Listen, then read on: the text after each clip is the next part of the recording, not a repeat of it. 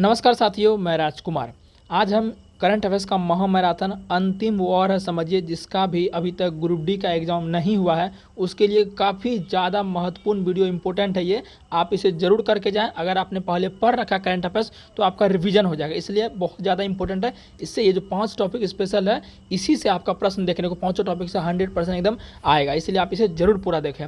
और ये आपका सिर्फ ग्रुप डी में नहीं, आपके जस्ट आपका ग्रुप डी के बाद जस्ट आपका एएलपी और टेक्नीशियन का एग्जाम होने वाला है, तो उसके लिए भी आपका यह बेनिफिट होने वाला है। आप वीडियो को स्पीड करके देख लो, लेकिन ये वीडियो आपके लिए बहुत ज़्यादा महत्वपूर्ण है, इसे आप जरूर देखें, ठीक है ना। और बाकी चैनल पर जो नए हैं वो जरूर सब्सक्राइब करें, क्योंकि बहुत सारी क्लासेस आपको यहाँ मिलती है। और सबसे बहुत इंपॉर्टेंट बात आपके लिए, ग्रुप डी की नई वैकेंसी आ चुकी है। अगर आप चाहते हैं कि इस वैकेंसी में आपके छोटे भाई हैं या आपका इस वैकेंसी में सिलेक्शन नहीं हो रहा है, चाहते हैं कि नेक्स्ट वैकेंसी जो 22 जा रहा है इसमें हमारा सिलेक्शन आसानी से हो जाए, बिल्कुल भी कहीं भी ना भटके, हमको ये चीज़ें पूछनी ना पड़े क्या करें वो करें, आपको यहाँ पर अगर आप इस क्लास से जुड़ते हैं तो यहाँ पर आपको साइंस के लिए बिल्कुल भी दिक्कत नहीं होगा। साइंस में 25 क्वेश्चन है तो 25/25 आपका आएगा। मैं खुद लाया हूँ जितना भी एग्जाम है, क्योंकि मैं 6-7 सालों से पिछले साइंस पढ़ा रहा हूँ। और बाकी रीजनिंग भी आप जुड़ सकते हैं, मात्र 49 रुपये में रीजनिंग साथियों आपको जो यहाँ पर मिल जाएगा, ठीक है ना। इसमें सभी चैप्टर जितने भी रेलवे के हैं सभी आपको जो है इसमें कवर हो जाएंगे बहुत कम समय में, अच्छे गाइड के साथ। आपको भटकने की जरूरत नहीं है ना, सारा डाउट आप पूछ सकते हैं, कहीं भी डाउट होगा, क्योंकि मैं भी जब स्टूडेंट रहता था तो बहुत सीधे डाउट रहती थी, है ना, और बताने वाला कोई नहीं था, तो कैसे कैसे करके अपने से, तो आपको वो सब भटकना नहीं है ज़्यादा, ठीक है ना। समय का बचत होगा, आपको अच्छे से आप यहाँ अच्छे से अपना सिलेबस कंप्लीट कर सकते हैं बहुत अच्छे तरीके से, ठीक है। और बाकी यूट्यूब पर भी आपकी क्लासेस चल रही हैं, तो ये आप जुड़ सकते हैं। बहुत ही इतने कम प्राइस में आपको जल्दी इतना अच्छा कंटेंट नहीं मिलेगा। अगर आप जुड़ के देखिए, लाइफ टाइम आपका मिलेगा आपको, ठीक है ना, जब तक आपका एग्जाम नहीं होता है। और एक बार पढ़ने के बाद आपको दोबारा कभी पढ़ना नहीं पड़ेगा। रीजनिंग पढ़ लिए दोबारा कभी पढ़ना नहीं पड़ेगा, साइंस पढ़ लिए आपको दोबारा कभी पढ़ना नहीं पड़ेगा, ठीक है ना। जिस भी एग्जाम में साइंस हो, आप बिहार एसएससी दिए होंगे उसमें भी 25 साइंस है, बिहार पुलिस भरे होंगे, और या अन्य कोई भी एग्जाम सभी में साइंस आता है, बिल्कुल दिक्कत आपको नहीं होगा, ठीक है ना। तो ये आप जो है एप्लीकेशन डाउनलोड कर सकते हैं, ये हमारा एप्लीकेशन है, लिंक डिस्क्रिप्शन में भी उसका उपलब्ध है। ये एप्लीकेशन से आप जुड़ सकते हैं, बिल्कुल आप अच्छे तरीके से वहाँ पर रेलवे कैटेगरी में जाके ये आप ले सकते हैं, ठीक है ना। चलिए, तो अब क्या करते हैं, हम क्लासेस को स्टार्ट करते हैं, ठीक है ना। तो संयुक्त सैन्य अभ्यास यानी वॉर एंड एक्सरसाइज है, उसको देखते हैं ना। ये मैंने 5 टॉपिक में से पहला टॉपिक इसी को लिया है। सबसे पहले देखते हैं, फटाफट इसको स्पीड में देखना है, ठीक है ना। ऑपरेशन त्रिशूल जो है किनके बीच हुआ, ये भारतीय सशस्त्र बलों के द्वारा किया गया। कहाँ हुआ, राजस्थान के थार रेगिस्तान में। किन सेना का अभ्यास, त्रिसेना, तीनों सेना इसमें, ठीक है ना। मालाबार 2025 एक एक्सरसाइज का नाम है। क्वाड देशों के बीच, क्वाड देश में कौन कौन आते हैं, अमेरिका, जापान, ऑस्ट्रेलिया, भारत आते हैं, ये ध्यान रखिए। कहाँ पर हुआ ये, अमेरिका के गुआम तट पर हुआ। नेवी का एक्सरसाइज था मालाबार, ठीक है। मित्र शक्ति, मित्र शक्ति किसके बीच होता है, मित्र शक्ति आपका होता है भारत श्रीलंका के बीच। कहाँ पर हुआ, बेलागावी कर्नाटक में। थल सेना का ये एक्सरसाइज होता है। गरुड़ 2025 भारत फ्रांस के बीच हुआ, फ्रांस में ही हुआ।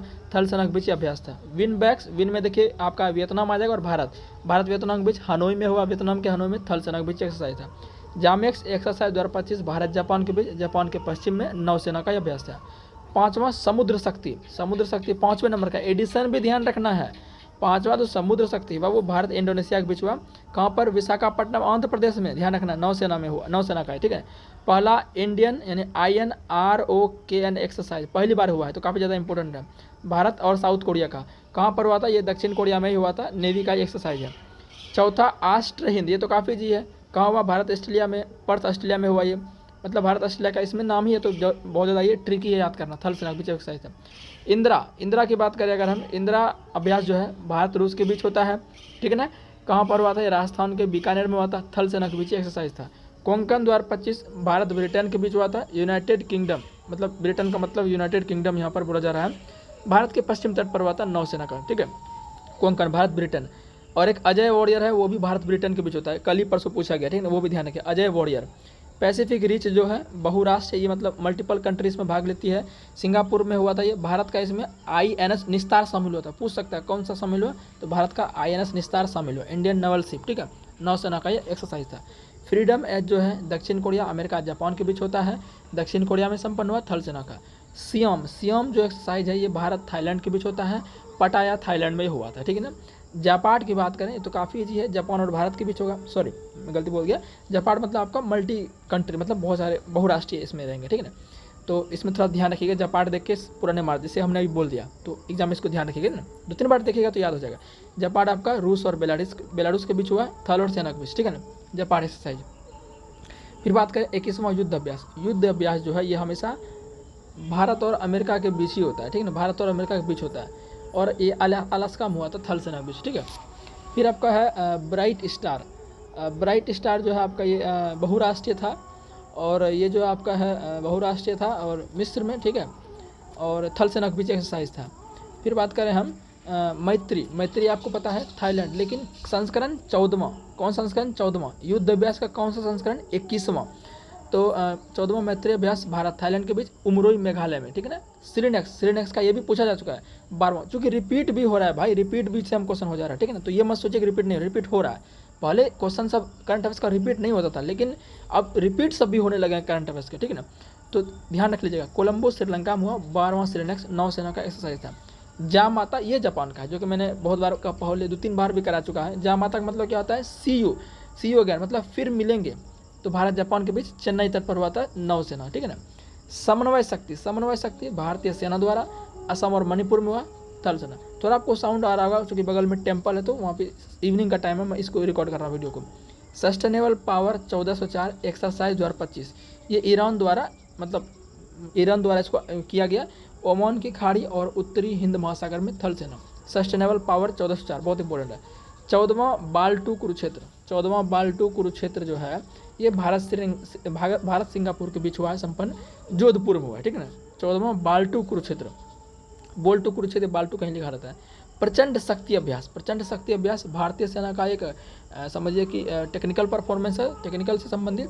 मेरठ के खड़ग फील्ड ट्रेनिंग एरिया में राम डिवीजन द्वारा प्रचंड शक्ति, समझ गया। 32वां सिम्बैक्स भारत सिंगापुर के बीच सिंगापुर में हुआ। पासेक्स एक्सरसाइज भारत और ग्रीस के बीच हुआ। पासेक्स भारत और ग्रीस के बीच हुआ, और कहाँ हुआ, अरब सागर में मुंबई के पास, ठीक है ना, पश्चिमी तट आप कह सकते हैं। 17वां नोमैडिक एलिफेंट। नोमैडिक आपको पता है कि भारत मंगोलिया के बीच ही होता है, उलान बटोर मंगोलिया में हुआ, ठीक है ना। 8वां शक्ति अभ्यास, देखिए एक युद्ध शक्ति था, एक शक्ति है, युद्ध शक्ति आपका होता है, युद्ध अभ्यास होता है आपका भारत और अमेरिका के बीच युद्ध अभ्यास, और शक्ति अभ्यास आपका होता है भारत और फ्रांस के बीच। ये 8वें नंबर का एडिशन था, ये आपका फ्रांस में ही हुआ, ठीक है ना, ला कैवलरी में। पहला टाइगर क्लॉ, देखो टाइगर क्लॉ टाइगर ट्रायम्फ दोनों भारत और अमेरिका के बीच ही होता है, और युद्ध अभ्यास भी भारत और अमेरिका के बीच ही होता है। तो पहला जो टाइगर क्लॉ है भारत और अमेरिका के बीच होता है, ये भी पूछा जा चुका है गरुड़ रेजिमेंटल प्रशिक्षण के अंदर। 22वां खान क्वेस्ट, ये आपका एक मल्टीपल एक्सरसाइज था, भारत ने भी इसमें भाग लिया था, मंगोलिया में हुआ था। तीस्ता प्रहार भारतीय सेना द्वारा हुआ था पश्चिम बंगाल में, तीस्ता फील्ड फायरिंग रेंज में, ठीक है। डेजर्ट फ्लैग 10 जो आपका है, डेजर्ट फ्लैग 10 ये बहुराष्ट्रीय है, बहुत सारे देश इसमें भाग लिए हैं, UAE में हुआ, ये भी पूछा जा चुका है। 6ठा डस्टलिक अभ्यास, ये आपका भारत उज्बेकिस्तान के बीच हुआ है, मतलब कि पुणे में हुआ है, ठीक है ना। 4था टाइगर ट्रम्प, अभी जस्ट पता है, भारत अमेरिका के बीच विशाखापट्टनम में हुआ। 14वां इंद्र अभ्यास भारत और रूस के बीच चेन्नई में हुआ। प्रचंड प्रहार भारतीय सेना के बीच हुआ अरुणाचल प्रदेश में। एकेमी अभ्यास भारत और तंजानिया के बीच हुआ हिंद महासागर में। 12वां खंजर अभ्यास, कौन सा संस्करण खंजर का, 12वां, भारत किर्गिस्तान के बीच बिश्केक किर्गिस्तान में। ट्रोपेक्स अभ्यास जो है भारतीय नौसेना द्वारा हिंद महासागर में। तो एक्सरसाइज था, इसको हमने देख लिया। अब फटाफट हम आगे टॉपिक देखते हैं इंपोर्टेंट, इसको हम देख लेते हैं फटाक से। पहला देखते हैं 8वीं अंतर्राष्ट्रीय सौर गठबंधन सभा 2025, इसका आयोजन कहाँ हुआ, 27 से 30 अक्टूबर को ये आपका भारत मंडपम नई दिल्ली में इनका आयोजन हुआ। इसकी अध्यक्षता किसने की है, ये भी पूछ लेगा कि जो 8वीं अंतर्राष्ट्रीय सौर गठबंधन सभा आयोजन हुआ, इसकी अध्यक्षता किसने की, तो किसने की, प्रहलाद जोशी ने, जो कि नवीकरणीय ऊर्जा मंत्री हैं। तो 8वीं नंबर की ये थी आपकी समिट, और आयोजन आपका 27 से 30 अक्टूबर भारत मंडपम नई दिल्ली में हुआ, और अध्यक्षता प्रहलाद मंत्री जो कि नवीकरणीय ऊर्जा मंत्री हैं। अच्छा, इसकी थीम क्या रही, इसकी थीम रही एक सूर्य एक विश्व एक साझा संकल्प, ये इसकी थीम रही, किसकी, 8वीं अंतर्राष्ट्रीय सौर गठबंधन सभा की। क्लियर है। अब बात करते हैं 17वां ब्रिक्स शिखर सम्मेलन। हमने बहुत बार टेलीग्राम पर भी इसका भेजा था और भी कराए थे करंट अफेयर्स में, लेकिन फिर भी इसको रिपीट कर देते हैं ताकि रिकैप हो जाए माइंड में। 17वां ब्रिक्स शिखर सम्मेलन 2025 हुआ कहाँ है, रियो डी जेनेरियो ब्राजील में हुआ है, 6 से 7 जुलाई में। डेट अगर नहीं याद रख सकते तो कम से कम मंथ जरूर याद रखिए, जुलाई मंथ में हुआ है। जैसे अभी देखिए कि आपका जो सौर गठबंधन अंतर्राष्ट्रीय सौर गठबंधन महासभा अक्टूबर मंथ में हुआ, उसी तरह कम से कम आप जो है मंथ याद रख लीजिए, क्योंकि मंथ भी पूछा जा रहा है, पूछ दे रहा है कि किस मंथ में ये शिखर सम्मेलन हुआ, ठीक है, तो मंथ कम से कम याद रखिए। अच्छा, इसकी अध्यक्षता किसने की है, तो भाई ब्राज़ील में हुआ, तो वहाँ के राष्ट्रपति ही इसका आयोजन करेंगे, ठीक है ना, अध्यक्षता करेंगे। और भारत की तरफ से प्रतिनिधित्व रिप्रेजेंट किसने किया, हमारे पीएम साहब ने। थीम क्या रही, अधिक समावेशी और सतत शासन के लिए वैश्विक दक्षिण सहयोग को मजबूत करना, ये हमारा ब्रिक्स का क्या रहा, थीम रहा। अब देखिए यहाँ पर जो 18वां ब्रिक्स सम्मेलन होने वाला है, जो 18th नंबर का होने वाला है, ये अपने इंडिया में होने वाला है, भारत में। और 16वां तो आपका रूस के कजान में हुआ था, 2026 में भारत में होगा, ठीक ना, ये इंपॉर्टेंट पॉइंट ध्यान रखिएगा। 35वां नाटो शिखर सम्मेलन 2025 कहाँ हुआ, नीदरलैंड के हेग में हुआ। इसकी थीम इसमें नहीं दी गई है, तो नहीं दी गई तो याद भी करने की जरूरत नहीं है। 36वां, क्योंकि थीम इसका उतना ज़्यादा इंपॉर्टेंट होगा नहीं, इसलिए इसमें नहीं दिया गया। 36वां जो आपका है, ये आपका कहाँ होगा, तुर्की में होगा। 36वां जो नाटो शिखर सम्मेलन वो कहाँ होगा, तुर्की में होगा, ठीक। चलिए, और ये जून मंथ में हुआ था, कब हुआ था, जून मंथ में हुआ था। अब बात करते हैं 51वें नंबर का G7 शिखर सम्मेलन, ये आपका कनाडा के कनानैस्किस्क में हुआ। जो 51वें नंबर का G7 शिखर सम्मेलन हुआ, कहाँ हुआ, कनाडा के कनानैस्किस्क में। और भारत की तरफ से मोदी जी ने क्या किया था, रिप्रेजेंट किया भारत को, तो बस इतना ही ध्यान रखना इसमें। और 52वें नंबर का कहाँ होगा, ये आपका फ्रांस में होगा। तो नाटो का जो नेक्स्ट सम्मेलन है 36वां, वो तुर्की में होगा। ब्रिक्स का नेक्स्ट सम्मेलन 18वां भारत में होगा। और G7 शिखर सम्मेलन का जो नेक्स्ट जो आपका समिट्स होगा वो आपका फ्रांस में होगा, ध्यान रखिएगा, ठीक ना। चलिए, इसी तरह से हम जो बोल रहे हैं आपके माइंड में रिकैप होता जाता है, यही तो थोड़ा फ़ायदा है। 46वां आसियान शिखर सम्मेलन, 46वां आसियान शिखर सम्मेलन ये कहाँ हुआ, तो ये मलेशिया कुआलालंपुर में हुआ। थीम क्या थी, समावेशिता और स्थिरता, क्या थी, समावेशिता और स्थिरता, ये थीम थी आपके 46वें नंबर का आसियान शिखर सम्मेलन मलेशिया के कुआलालंपुर में हुआ। किस मंथ में हुआ, ये आपका मई मंथ में हुआ था, आसियान शिखर सम्मेलन मई मंथ में। अच्छा, नेक्स्ट जो 45वां जो था, अच्छा इसमें नहीं दिया गया नेक्स्ट, ठीक है ना, जब नहीं दिया गया तो इसको ये पिछले वाला याद रखने की कोई जरूरत नहीं है। 47वां इसमें अभी हो सके घोषित नहीं हुआ होगा, ठीक है ना, कहाँ होगा। 24वां हिंद महासागर रिम एसोसिएशन, ये आपका इनका आयोजन वर्चुअली हुआ, श्रीलंका ने इसका आयोजन वर्चुअली किया था, समझ गए। इसकी थीम क्या थी, भविष्य की पीढ़ी के लिए टिकाऊ हिंद महासागर, भविष्य की पीढ़ी के लिए टिकाऊ हिंद महासागर, ये थीम थी 24वें हिंद महासागर रिम एसोसिएशन की, ठीक है ना। भारत की तरफ से जो प्रतिनिधित्व किया ऑनलाइन वर्चुअल के माध्यम से, वो किसने किया था, पूर्व विदेश सचिव पी कुमारन ने, किसने, पी कुमारन ने किया था, ठीक है। 78वीं विश्व स्वास्थ्य सभा जिनेवा स्विट्जरलैंड में आयोजित हुआ, मई में हुआ था। थीम क्या था, स्वास्थ्य के लिए विश्व, स्वास्थ्य के लिए विश्व, ठीक है ना। विश्व हाइड्रोजन शिखर सम्मेलन, यह आपका नीदरलैंड के रॉटरडैम में हुआ, मई में हुआ था। ये देखिए 78वीं विश्व स्वास्थ्य सभा मई में हुआ, विश्व हाइड्रोजन मई में हुआ, ठीक है। भारत का प्रतिनिधित्व किसने किया, जो नवीकरणीय ऊर्जा मंत्रालय के सचिव हैं संतोष सारंगी, नवीकरणीय ऊर्जा मंत्रालय के अध्यक्ष प्रहलाद जोशी, सचिव संतोष सारंगी ने किया था, ठीक है ना, विश्व हाइड्रोजन शिखर सम्मेलन का। अब देखते हैं AI आर्टिफिशियल इंटेलिजेंस एक्शन शिखर सम्मेलन, AI एक्शन समिट जो आपका है, ये कहाँ हुआ था, फ्रांस के पेरिस में हुआ था। इसकी थीम क्या थी, सार्वजनिक सेवा AI, कार्य का भविष्य, नवाचार और संस्कृति, AI में विकास और AI का वैश्विक सम्मान। सह अध्यक्षता PM नरेंद्र मोदी व फ्रांसीसी राष्ट्रपति इमैनुअल मैक्रों, दोनों ने क्या किए थे, कोऑपरेट करके इनका मतलब अध्यक्षता इनको किया। विश्व आर्थिक मंच की 55वीं बैठक, कौन सी बैठक, 55वीं बैठक, ये आपका जनवरी मंथ में हुआ दावोस स्विट्जरलैंड में। और AI आर्टिफिशियल वाला फरवरी में हुआ था। AI एक्शन समिट जो है फरवरी में हुआ, और आपका जो विश्व आर्थिक मंच की 55वें नंबर की जो बैठक थी वो आपकी जनवरी मंथ में होती, ठीक है ना। बुद्धिमान युग के लिए सहयोग, बुद्धिमान युग के लिए सहयोग इसकी थीम थी। 9वीं क्वाड विदेश मंत्रियों की बैठक, क्वाड में आपको पता है ना कौन कौन आता है, मैंने बताया था आपको, भारत, ऑस्ट्रेलिया, जापान, अमेरिका आता है। जो 9वीं क्वाड विदेश मंत्रियों की बैठक थी, 9वीं थी है ना, जनवरी में हुई, अमेरिका में हुई थी, कहाँ हुई थी, अमेरिका में हुई थी। बैठक की मेजबानी विदेश मंत्री अमेरिका की थी मार्को रूबियो, और भारत की तरफ से विदेश मंत्री ही भाग लेंगे, जानवे करते हैं आप, ठीक है। D8 आर्थिक सहयोग संगठन की 11वीं बैठक मिस्र में हुई, और ये दिसंबर में हुई थी, ठीक है ना, दिसंबर में हुआ था 24 में। बैठक का विषय क्या था, युवाओं में निवेश और लघु उद्योगों का समर्थन, युवाओं में निवेश और लघु उद्योगों का समर्थन। 19वां G20 शिखर सम्मेलन 2024 में, ये आपका नवंबर में हुआ था रियो डी जेनेरो ब्राज़ील में।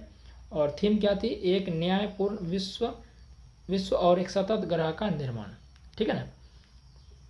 20वां आपका दक्षिण अफ्रीका में, 20वां कहाँ होगा आपका? दक्षिण अफ्रीका में, ठीक है ना।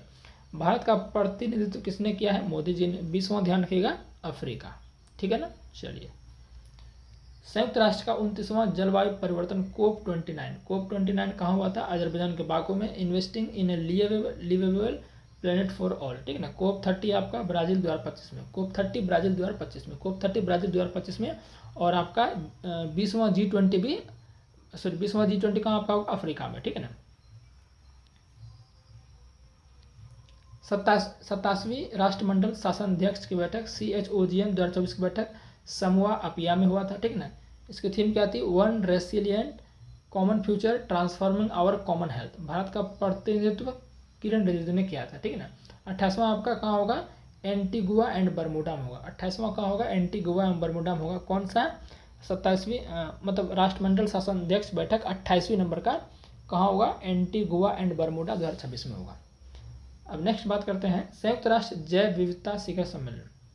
संयुक्त राष्ट्र जैव विविधता शिखर सम्मेलन COP16, ये नवंबर 2024 में हुआ, कैली कोलंबिया में हुआ।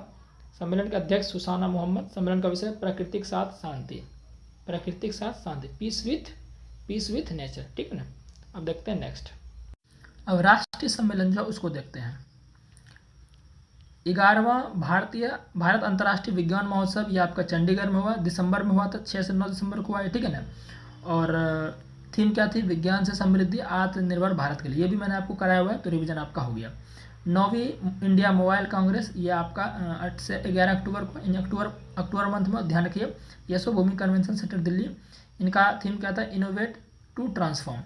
6ठा ग्लोबल फिनटेक फेस्ट, ये आपका कहाँ हुआ है? ये आपका हुआ है, ये मुंबई में हुआ है, जियो वर्ल्ड सेंटर में। इसका थीम क्या था? Empowering finance for a better world powered by AI, ठीक है ना। ई गवर्नेंस पर 28वां राष्ट्रीय सम्मेलन कहाँ हुआ है? आंध्र प्रदेश के विशाखापट्टनम में, सितंबर मंथ में हुआ है, ठीक है ना। और विषय क्या था? विकसित भारत, सिविल सेवा और डिजिटल परिवर्तन। 9वां अंतर्राष्ट्रीय धर्म सम्मेलन अहमदाबाद में हुआ, 18 से 20 सितंबर में हुआ, सितंबर मंथ में हुआ, ठीक है ना। विषय क्या है? कर्म, पुनर्जन्म, पारगमन और अवतार सिद्धांत।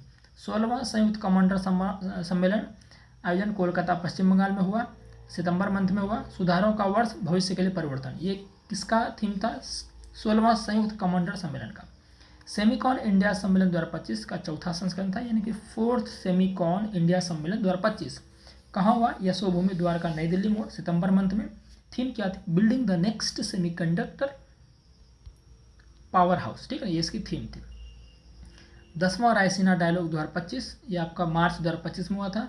कालचक्र, लोक, शांति और ग्रह, इसमें चीफ गेस्ट जो थे वो क्रिस्टोफर लक्सन थे, न्यूजीलैंड के प्रधानमंत्री, तो इसके लिए ये और ज़्यादा इंपॉर्टेंट हो जाता है। 10वें रायसीना डायलॉग आपका कहाँ हुए? ये नई दिल्ली में हुए मार्च मंथ में, और इसमें चीफ गेस्ट थे prime minister of New Zealand Christopher Luxon, ध्यान रखिए, ठीक है। जल स्थिरता सम्मेलन नई दिल्ली में हुआ मार्च में, औद्योगिक जल उपयोग दक्षता इसकी थीम थी। फिट इंडिया कार्निवल नई दिल्ली में हुआ मार्च में। भारतीय खेल प्राधिकरण और फिट इंडिया मिशन दोनों ने प्रमुख रूप से इनको आयोजन किया था, ठीक है ना। फिर आपका एरो इंडिया शो 2025, इसका 15वां संस्करण था। कौन सा संस्करण? 15वां संस्करण, ये पूछा जा चुका है ग्रुप डी में, ठीक है ना। कहाँ हुआ था ये? बेंगलुरु के येलहंका एयरफोर्स स्टेशन में। थीम क्या थी? The runway to a billion opportunity, the runway to a billion opportunity, ये इसकी थीम थी। कौन सा? 15वें aero India show Yelahanka railway air force station Bengaluru में हुआ, ठीक है ना, फरवरी मंथ में। नेक्स्ट देख लेते हैं, इधर नीचे से देखते जाते हैं। विंग्स इंडिया 2024, ये कहाँ हुआ? बेगमपेट हवाई अड्डा हैदराबाद में हुआ था ये, ठीक है ना। और इसकी थीम क्या थी? अमृतकाल में भारत को विश्व से जोड़ना, अमृतकाल में भारत को विश्व से जोड़ना। इसके तहत सर्वश्रेष्ठ हवाई अड्डा का पुरस्कार जो है केम्पेगौड़ा बेंगलुरु, वो इंदिरा गांधी को दिया गया था। सर्वश्रेष्ठ कार्गो सेवा पुरस्कार जो है वो स्काईवेज एयर सर्विसेज को दिया गया था। 5वां राष्ट्रीय युवा संसद महोत्सव, ये आयोजन इसका मार्च 2024 में हुआ था। ये काफ़ी पुराना हो चुका है, लेकिन कम से कम फिर थीम याद रख लीजिए, क्या पता क्या ही पूछ दे वो। युवा अभिव्यक्ति, राष्ट्र के परिवर्तन के लिए एक जुड़ाव और सशक्तिकरण। 4था राष्ट्रीय हिंदी विज्ञान सम्मेलन 30 से 31 जुलाई 2024 को हुआ। विषय अमृतकाल में राष्ट्रीय वैज्ञानिक चेतना का उन्नयन। पहला एशियाई बौद्ध शिखर सम्मेलन नवंबर 2024 में हुआ। एशिया को सुदृढ़ करने में बौद्ध धर्म की भूमिका। 10वां विश्व आयुर्वेद कांग्रेस एवं आरोग्य एक्सपो 2024 12 से 15 दिसंबर 2024 में हुआ। डिजिटल स्वास्थ्य एक आयुर्वेदिक परिप्रेक्ष्य। मुख्य अतिथि अमेरिकी पैसिफिक न्यूज़वीक के सीईओ डॉक्टर देव प्रगद। युवा प्रवासी भारतीय दिवस 2025 8 जनवरी 2025 को हुआ। केंद्रीय युवा मामले एवं खेल मंत्रालय द्वारा इनका आयोजन किया गया था। मुख्य अतिथि अमेरिकी पैसिफिक न्यूज़वीक के सीईओ डॉक्टर देव प्रगद थे। ठीक है, फिर बात करते हैं 18वां प्रवासी भारतीय दिवस सम्मेलन 8 से 10 जनवरी 2025 को हुआ और विदेश मंत्रालय द्वारा उड़ीसा सरकार के सहयोग से इसको आयोजन किया गया था। इनका मुख्य अतिथि कौन थे? क्रिस्टिन कार्गा कंकालू त्रिनाद और टोबैगो के प्रेसिडेंट थे। सम्मेलन का थीम क्या था? विकसित भारत में प्रवासी भारतीयों का योगदान। 17वां सम्मेलन 2023 में इंदौर में हुआ था, तो उतना याद रखने की आपको जरूरत नहीं है। 28वां राष्ट्रीय युवा महोत्सव भारत मंडपम नई दिल्ली में हुआ, जनवरी में हुआ था। विज्ञान और प्रौद्योगिकी में नवाचार, innovation in science and technology, ये इसके थीम थे। विश्व पुस्तक मेला हमेशा प्रगति मैदान में होता है फरवरी मंथ में।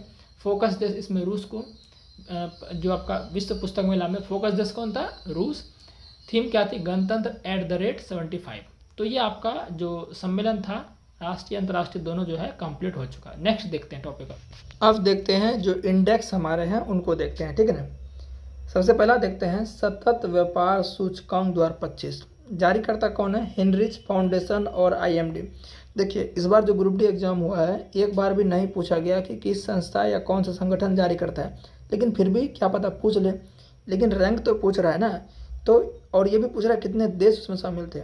तो सतत व्यापार सूचकांक 2025 जो है इसमें टोटल 30 देश थे और इसमें टॉप पर कौन है? टॉप और बॉटम ज़्यादा पूछ रहा है। तो टॉप पर कौन है? इसमें इंग्लैंड है, यानी यूनाइटेड किंगडम है। भारत का स्थान इसमें कितना नंबर है? 23वां स्थान है। भारत का स्थान 23वां है। सूचकांक का नाम क्या है? सतत व्यापार सूचकांक। भारत 23वें स्थान पर है। टॉप पर कौन है? इंग्लैंड है, यूनाइटेड किंगडम, ठीक है ना। दूसरा बात करते हैं वैश्विक भूख सूचकांक। वैश्विक भूख सूचकांक 2024 में जो है भारत का रैंक इसमें क्या है? भारत का रैंक 102 है। टोटल देश 123, इसमें टॉप पर कौन है? आर्मेनिया।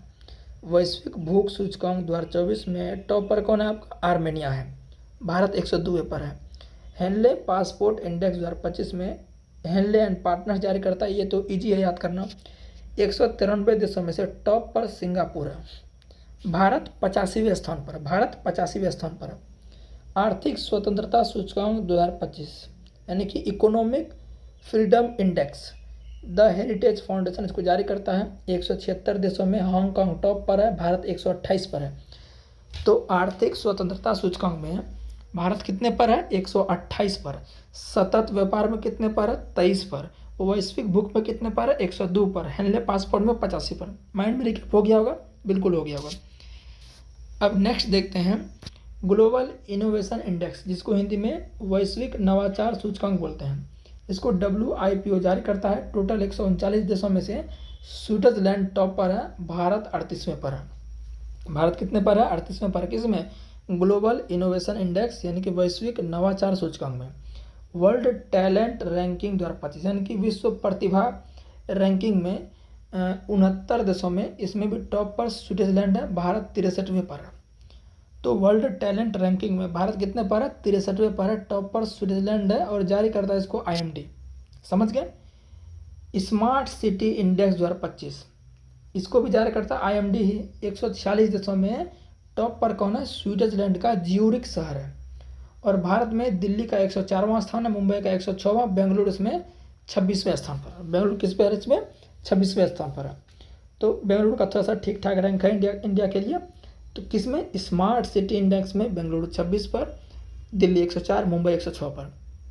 टॉप पर स्विट्जरलैंड ही है, उसका कौन सा शहर? ज्यूरिख, ठीक है ना। Global AI city index, global AI city index जारी करता काउंटर पॉइंट रिसर्च। इसमें देश के बारे में नहीं बताया गया, ठीक है ना। सिंगापुर इसमें टॉप पर है। अच्छा मैंने गलत बोल दिया, इसमें बेंगलुरु जो आपका है, बेंगलुरु आपका 26वें स्थान पर है ना, इसको थोड़ा सा करेक्ट कर लीजिएगा। स्मार्ट सिटी इंडेक्स में जो है उसमें जो है बेंगलुरु उसमें 26वें स्थान पर नहीं है, थोड़ा सा इसको आप जो है करेक्ट कर लीजिएगा, ठीक है ना। मतलब कि गलत मत समझिएगा। ग्लोबल AI सिटी इंडेक्स में जो है सिंगापुर टॉप पर है, बेंगलुरु 26वें स्थान पर। मैंने माइंड में थोड़ा ये हो गया, ठीक है ना। बेंगलुरु 26वें स्थान पर किसमें ग्लोबल AI सिटी इंडेक्स में। स्मार्ट सिटी इंडेक्स में भारत का मुंबई 106, दिल्ली 104। ठीक है। विश्व प्रतिस्पर्धात्मकता सूचकांक 2025 67 देशों में से सिंगापुर टॉप पर है, भारत 41 नंबर पर है। समझ गए। किसमें विश्व प्रतिस्पर्धा में है टॉप पर स्विट्जरलैंड, भारत 41वें पर। सतत विकास लक्ष्य सूचकांक यानी कि SDG sustainable development goal index जारी करता है संयुक्त राष्ट्र सतत विकास समाधान नेटवर्क। 167 देशों में टॉप पर फिनलैंड है। SDG जो रैंकिंग आपका है, SDG index sustainable development goal, top पर कौन है? फिनलैंड है। भारत कितने पर? भारत 99 नंबर पर। और उसमें स्कोर भी ध्यान रखिए कि भारत का स्कोर 67 है। भारत का स्कोर क्या है? 67, क्योंकि स्कोर भी पूछा जा रहा है। स्कोर इम्पोर्टेंट जो है उसका पूछा जा रहा है। जैसे SDG जो होता है, SDG बहुत ज़्यादा इंपॉर्टेंट, 17 उसमें गोल है टोटल, है ना। तो ये काफ़ी ज़्यादा इंपॉर्टेंट है SDG। तो इसका स्कोर 67 है। भारत 99 नंबर पर है। टॉप पर फिनलैंड है टोटल 167 कंट्रीज़ में। Hurun global unicorn index Hurun research institute जारी करता है, टॉप पर अमेरिका है। भारत तीसरे स्थान पर है 64 यूनिकॉर्न कंपनी के साथ। ठीक है, समझ के बात को। 64 भारत के पास कितना यूनिकॉर्न है? 64 यूनिकॉर्न के साथ भारत तीसरे पायदान पर है। वैश्विक शांति सूचकांक ग्लोबल पीस इंडेक्स में institute for economics and peace जारी करता है 163 देशों में से आइसलैंड टॉप पर है, भारत 115 नंबर पर है। ग्लोबल पीस इंडेक्स में भारत कितने नंबर पर है? 115 नंबर पर है। समझ गए। और यूनिकॉर्न में कितने नंबर पर है? तीसरे नंबर पर है 67 के साथ। समझ गया। वैश्विक ऊर्जा संक्रमण सूचकांक 2025 विश्व आर्थिक मंच जारी करता है। 118 देशों में से स्वीडन टॉप पर है। 118 देशों में कौन टॉप पर? स्वीडन जो है वैश्विक ऊर्जा संक्रमण सूचकांक में टॉप पर है स्वीडन। भारत इसमें जो है 71वें स्थान पर है। भारत कितने स्थान पर है? भारत 71वें स्थान पर है। किसमें? वैश्विक ऊर्जा संक्रमण सूचकांक में। ठीक है। ग्लोबल जेंडर गैप सूचकांक 2025 विश्व आर्थिक मंच इसको जारी करता है। 148 देशों में से आइसलैंड टॉप पर है। 148 देशों में से आइसलैंड क्या है? टॉप पर। भारत 131 स्थान पर। किसमें? ग्लोबल जेंडर गैप सूचकांक में। टॉप पर कौन है? आइसलैंड। भारत 131 पर है। भारत 131 पर किसमें है? ग्लोबल जेंडर गैप में। और वैश्विक ऊर्जा में कितना पर है? वैश्विक ऊर्जा में 71वें पर है। ठीक है। अब बात करते हैं जलवायु परिवर्तन। बात करते हैं, एक मिनट, जलवायु परिवर्तन प्रदर्शन सूचकांक। जलवायु परिवर्तन प्रदर्शन सूचकांक में जर्मन वाज इसको जारी करता है। 63 प्लस जो यूरोपियन यूनियन में कंट्री है वो सारे इसमें है। इसमें जो आपका है डेनमार्क का सीधे क्या? चौथा स्थान। पहला दूसरा तीसरा कोई पता नहीं, डेनमार्क का चौथा, ध्यान रखिएगा। 10वें नंबर पर भारत है। जलवायु परिवर्तन प्रदर्शन सूचकांक में भारत कितने पर है? 10वें स्थान पर है। मानव विकास रिपोर्ट 2025 यानी HDI ह्यूमन डेवलपमेंट रिपोर्ट जो आपका है, भारत इसमें कितने स्थान पर है? 130वें स्थान पर है। आइसलैंड इसमें टॉप पर है। तो आइसलैंड किस में टॉप पर है? आइसलैंड एक टॉप पर आपका है ग्लोबल जेंडर गैप में, आइसलैंड टॉप पर है। और आपका मानव विकास सूचकांक में भी आइसलैंड ही टॉप पर है। फिनलैंड किस में टॉप पर है? फिनलैंड आपका SDG लक्ष्य में टॉप पर फिनलैंड है। और आइसलैंड, कई स्टूडेंट को आइसलैंड फिनलैंड में कन्फ्यूजन होता है, मुझे भी कभी कभी होता था, लेकिन बार बार देखने से कन्फ्यूजन दूर हो जाती है। तो ग्लोबल जेंडर गैप में आइसलैंड टॉप पर, मानव विकास में भी आइसलैंड टॉप पर। ठीक है। वर्ल्ड प्रेस फ्रीडम इंडेक्स यानी विश्व प्रेस स्वतंत्रता सूचकांक में रिपोर्ट्स विदाउट बॉर्डर्स इसको जारी करता है फ्रांस। 180 देशों में से नॉर्वे टॉप पर है। भारत 151वें में है। किसमें? प्रेस स्वतंत्रता सूचकांक में। वैश्विक नेटवर्क तत्परता सूचकांक 170 देशों में से टॉप सबका कुछ पता नहीं है। भारत का ध्यान रखिए, भारत 36वां स्थान है। ठीक है ना। नेक्स्ट बात करते हैं वर्ल्ड हैप्पीनेस रिपोर्ट 2025 सतत विकास समाधान नेटवर्क जारी करता है। 147 देशों में से फिनलैंड इसमें टॉप पर है। इसमें भी देखिए फिनलैंड टॉप पर है। अभी और बताया था हमने आपको SDG में भी कौन टॉप पर है? फिनलैंड टॉप पर है। समझ गए ना। और वर्ल्ड हैप्पीनेस रिपोर्ट में भारत 118वें स्थान पर। समझ के बात को। इसमें भी सबसे खुशहाल देश फिनलैंड ही है। 19वां the wealth report Knight Frank जारी करता है, टॉप पर अमेरिका है, भारत इसमें चौथा है। 19वां द वेल्थ रिपोर्ट में भारत चौथा है। समझ गए बात को। भ्रष्टाचार धारणा सूचकांक 2024 में डेनमार्क टॉप पर है, भारत 96 नंबर पर है। ये पूछा गया था ग्रुप डी में, ठीक है। 24 जरूर है लेकिन पूछा गया ये, ठीक है ना। ग्लोबल फायर पावर इंडेक्स में इसमें टॉप पर अमेरिका, भारत चौथा ही रहता है, 24 में भी चौथा ही था। नेटवर्क रेडीनेस इंडेक्स 2024 में अमेरिका टॉप पर है, भारत इसमें 49वें पर है, स्कोर 53.63 है। वैश्विक प्रकृति संरक्षण सूचकांक में भारत 180 दशमलव से लग्जमबर्ग टॉप पर है, 180 दशमलव से लग्जमबर्ग टॉप पर है, भारत 176वां है। समझ गए ना। तो इधर बाकी जितना भी है इसको आप स्किप कर सकते हैं, ठीक है ना। ये काफ़ी ओल्ड हो चुके हैं, इतना ओल्ड नहीं पूछता है, ठीक है। चलिए, तो ये आपका जो है ज़्यादातर सितंबर अक्टूबर से संबंधित पूछ रहा है, तो ये जितना बताएं इसी से आएगा, उतना ओल्ड वो नहीं जाएगा, ठीक है, जा भी नहीं रहा है। तो ये सूचकांक भी जो था हमने देख लिया। अब देखते हैं नेक्स्ट टॉपिक। देखते हैं विज्ञान एवं प्रौद्योगिकी, साइंस एंड टेक्नोलॉजी। हाल ही में ओपन आई ने नया ब्राउज़र क्या लॉन्च किया है? एटलस लॉन्च किया है। भारत द्वारा अंटार्कटिका में बनाए जाने वाले चौथे अनुसंधान स्टेशन का नाम क्या है? मैत्री सेकंड। मैत्री सेकंड जो चौथा ये आपका जो है स्पेस स्टेशन भारत का अंटार्कटिका में बनने वाला है, ठीक है ना। भारत ने आईआईटी मद्रास को संयुक्त राष्ट्र एआई उत्कृष्टता केंद्र के रूप में नामित किया है। किसको? आईआईटी मद्रास को। आईआईएम अहमदाबाद का पहला वैश्विक परिसर कहाँ खोला गया? दुबई में खोला गया। भारत की पहली स्वदेशी निर्मित चिप का नाम क्या है? विक्रम है। इसको आईआईटी मद्रास द्वारा विकसित किया गया है। गूगल ने अपने अगली पीढ़ी के AI image editing tool nano banana launch किया है, ठीक है। उत्तर प्रदेश का पहला हरित हाइड्रोजन प्लांट का उद्घाटन कहाँ हुआ है? गोरखपुर में हुआ है, ठीक है ना। नेक्स्ट देखते हैं, स्वास्थ्य वैज्ञानिकों की अगली पीढ़ी को प्रेरित करने के लिए भारतीय चिकित्सा अनुसंधान परिषद ICMR ने साइन नामक कार्यक्रम शुरू किया है। भारत का पहला ड्रोन एआई संचालित कृत्रिम वर्षा कहाँ किया गया? जयपुर में किया गया, ठीक है। भारत के पहले पशु स्टेम सेल बायो बैंक का उद्घाटन कहाँ किया गया? हैदराबाद में किया गया। भारत का पहला ISTEM यानी Indian science technology and engineering facilities map उत्प्रेरक केंद्र NIT कालीकट बन गया है। भारत का पहला AI संचालित शिक्षण ऐप को IIT पलक्कड़ ने लॉन्च किया। भारत में दुनिया का सबसे दुर्लभ रक्त समूह CRIB खोजा गया, यानी क्रीब ध्यान रखिएगा, ये जो दुर्लभ रक्त समूह ब्लड ग्रुप खोजा गया है। हैदराबाद की कंपनी आनंद टेक्नोलॉजी 2028 में भारत की पहली निजी सैटेलाइट इंटरनेट सेवा शुरू करेगी। भारत की यानी हैदराबाद की कंपनी का नाम क्या है? आनंद टेक्नोलॉजी 2028 में भारत की पहली निजी सैटेलाइट इंटरनेट शुरू करेगी। पृथ्वी की चुंबकीय ढाल का अध्ययन करने के लिए नासा ने ट्रैक ERS मिशन लॉन्च किया है। तो पृथ्वी की चुंबकीय ढाल का अध्ययन करने के लिए नासा ने क्या लॉन्च किया है? Track ERS। तो समझिए कि ट्रैक ERS एक नासा का मिशन भी हो गया, ध्यान रखिए, ठीक है ना। नेक्स्ट है, पृथ्वी पर मंगल ग्रह का सबसे बड़ा टुकड़ा $35 लाख में बिका। ये सब ज़्यादा इंपॉर्टेंट नहीं है, इस तरह क्वेश्चन अभी तक नहीं आए हैं, लेकिन आ भी सकता है, फिर भी एक बार देख लिए। $35 लाख में बिका। भारत की पहली क्वांटम कंप्यूटर वैली जो आपकी है अमरावती में लॉन्च होगी जनवरी 2026 में। देश का छठा सेमीकंडक्टर प्लांट उत्तर प्रदेश के जेवर में स्थापित होगा। भारत ने दुनिया की पहली जीनोम संपादित चावल की किस्में कमला और पूसा DST चावल 1 विकसित की है। दिल्ली सरकार ने शहर में वायु प्रदूषण कम करने के लिए क्लाउड सीडिंग को मंजूरी दी है। देखे होंगे आप, क्लाउड सीडिंग न्यूज़ में काफ़ी चर्चित रहा वायु प्रदूषण को कम करने के लिए, ठीक है ना।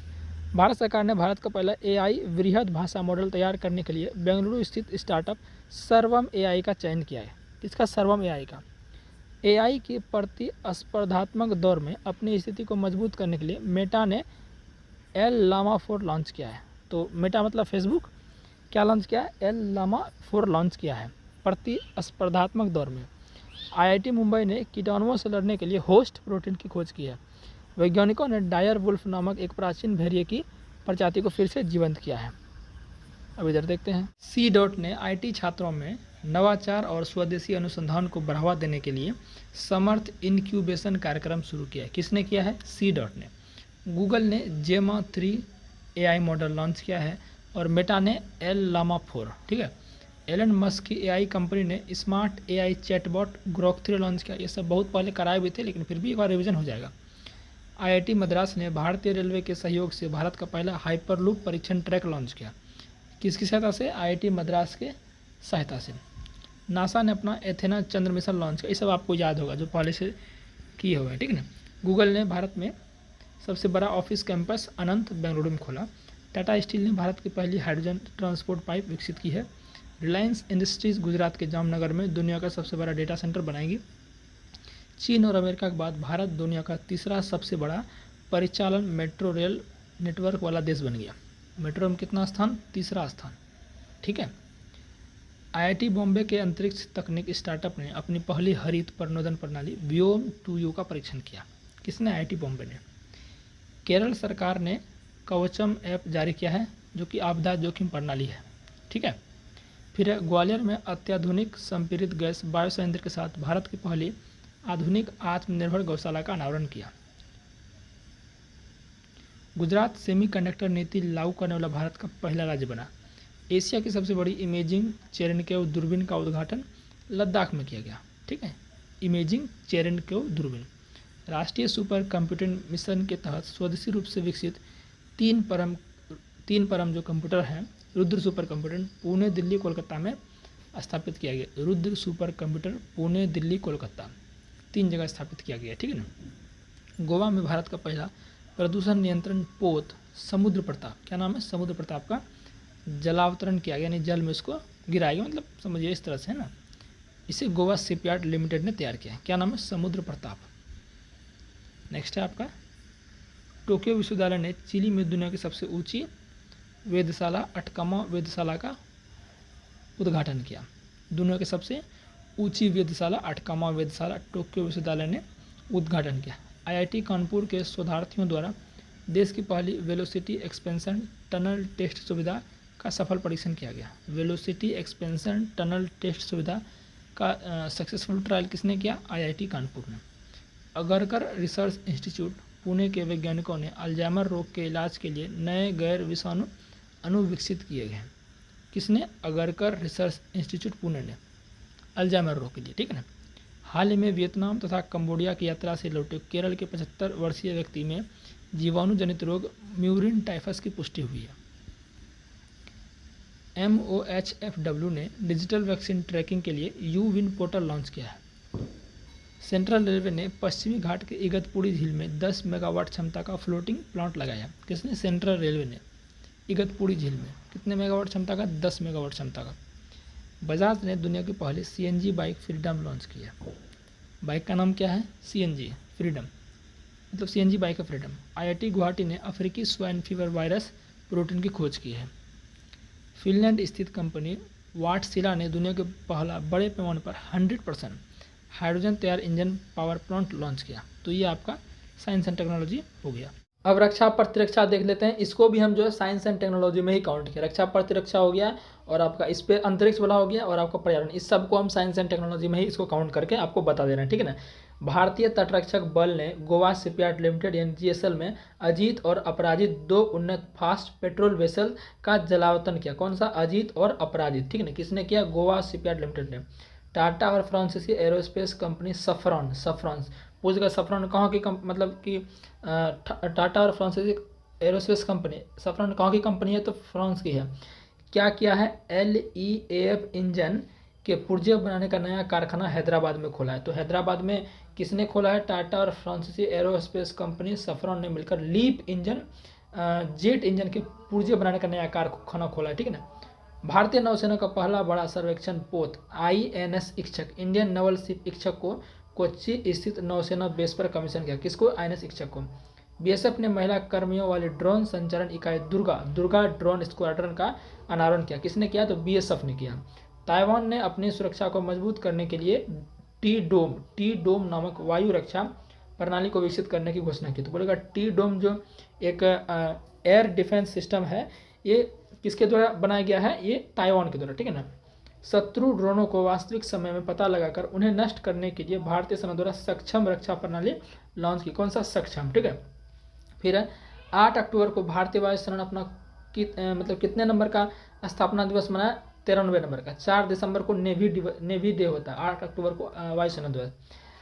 फिर आपका है हाल ही में हाल ही में भारतीय सेना ने अरुणाचल प्रदेश में ड्रोन कवच अभ्यास किया है। तो बोलिएगा ड्रोन कवच का रिसेंटली एक्सरसाइज कहाँ संपन्न हुआ? तो अरुणाचल प्रदेश में। 17 सितंबर 2025 को भारतीय रक्षा इंजीनियर सेवा ने अपना 76वां स्थापना दिवस मनाया। नौसेना में पनडुब्बी रोध युद्धपोत अंद्रोथ, अंद्रोथ क्या है? एक आपका एंटी सबमरीन है, ठीक है ना, पनडुब्बी रोधी युद्धपोत है, कोलकाता में शामिल हुआ है। भारतीय नौसेना ने गुरुग्राम में INS अरावली को शामिल किया। क्या किया? गुरुग्राम में INS अरावली को शामिल किया है, ठीक है ना। यूक्रेन ने पहली लंबी दूरी को क्रूज मिसाइल फ्लेमिंगी का परीक्षण किया। तो बोलेगा फ्लेमिंगी जो एक क्रूज मिसाइल है, ये किसकी है? यूक्रेन की है, ठीक है ना। संजीव घुराटिया भारतीय वायुसेना में रख रखाव प्रमुख नियुक्त हुए। संजीव घुराटिया, ठीक है ना। रक्षा अधिग्रहण परिषद DAC ने थल सेना, नौसेना और वायुसेना को मजबूत करने के लिए कितने करोड़ प्रस्तावों को मंजूरी दी है? 67,000 करोड़। किसने दी है? रक्षा अधिग्रहण परिषद DAC ने तीनों सेना को मजबूत करने के लिए उसमें कितना खर्च करेगा? 67,000 करोड़। बहुत ज़्यादा। देखिए ऐसे ही सब क्वेश्चन आ जाते हैं ना, पता नहीं चलता आपको यार कैसा क्वेश्चन आ गया। तो इस तरह से क्वेश्चन आते हैं। प्रोजेक्ट 17A के तहत INS उदयगिरी और INS हिमगिरी विशाखापट्टनम में शामिल किया गया। कौन से प्रोजेक्ट के तहत? प्रोजेक्ट 17A के तहत INS हिमगिरी और INS उदयगिरी को विशाखापट्टनम में शामिल किया गया। ईरान ने अपना पहला सैन्य अभ्यास सस्टेनेबल पावर 1404, ये मैंने जो अभी देखा आपने कि वॉर एंड एक्सरसाइज, उसमें ये भी मैंने आपको बताया। ओमान की खाड़ी और उत्तरी महासागर में इसका अभ्यास इन्होंने किया। ईरान का है सस्टेनेबल पावर 1404, अभी जस्ट देखे थे। भारत ने मध्यम दूरी की बैलिस्टिक मिसाइल अग्नि 5 का सफल परीक्षण कहाँ से किया? उड़ीसा के चांदीपुर से। और इसकी जो फाइटिंग क्षमता है, मारक क्षमता है, वो 5000 किलोमीटर तक है, ठीक है ना।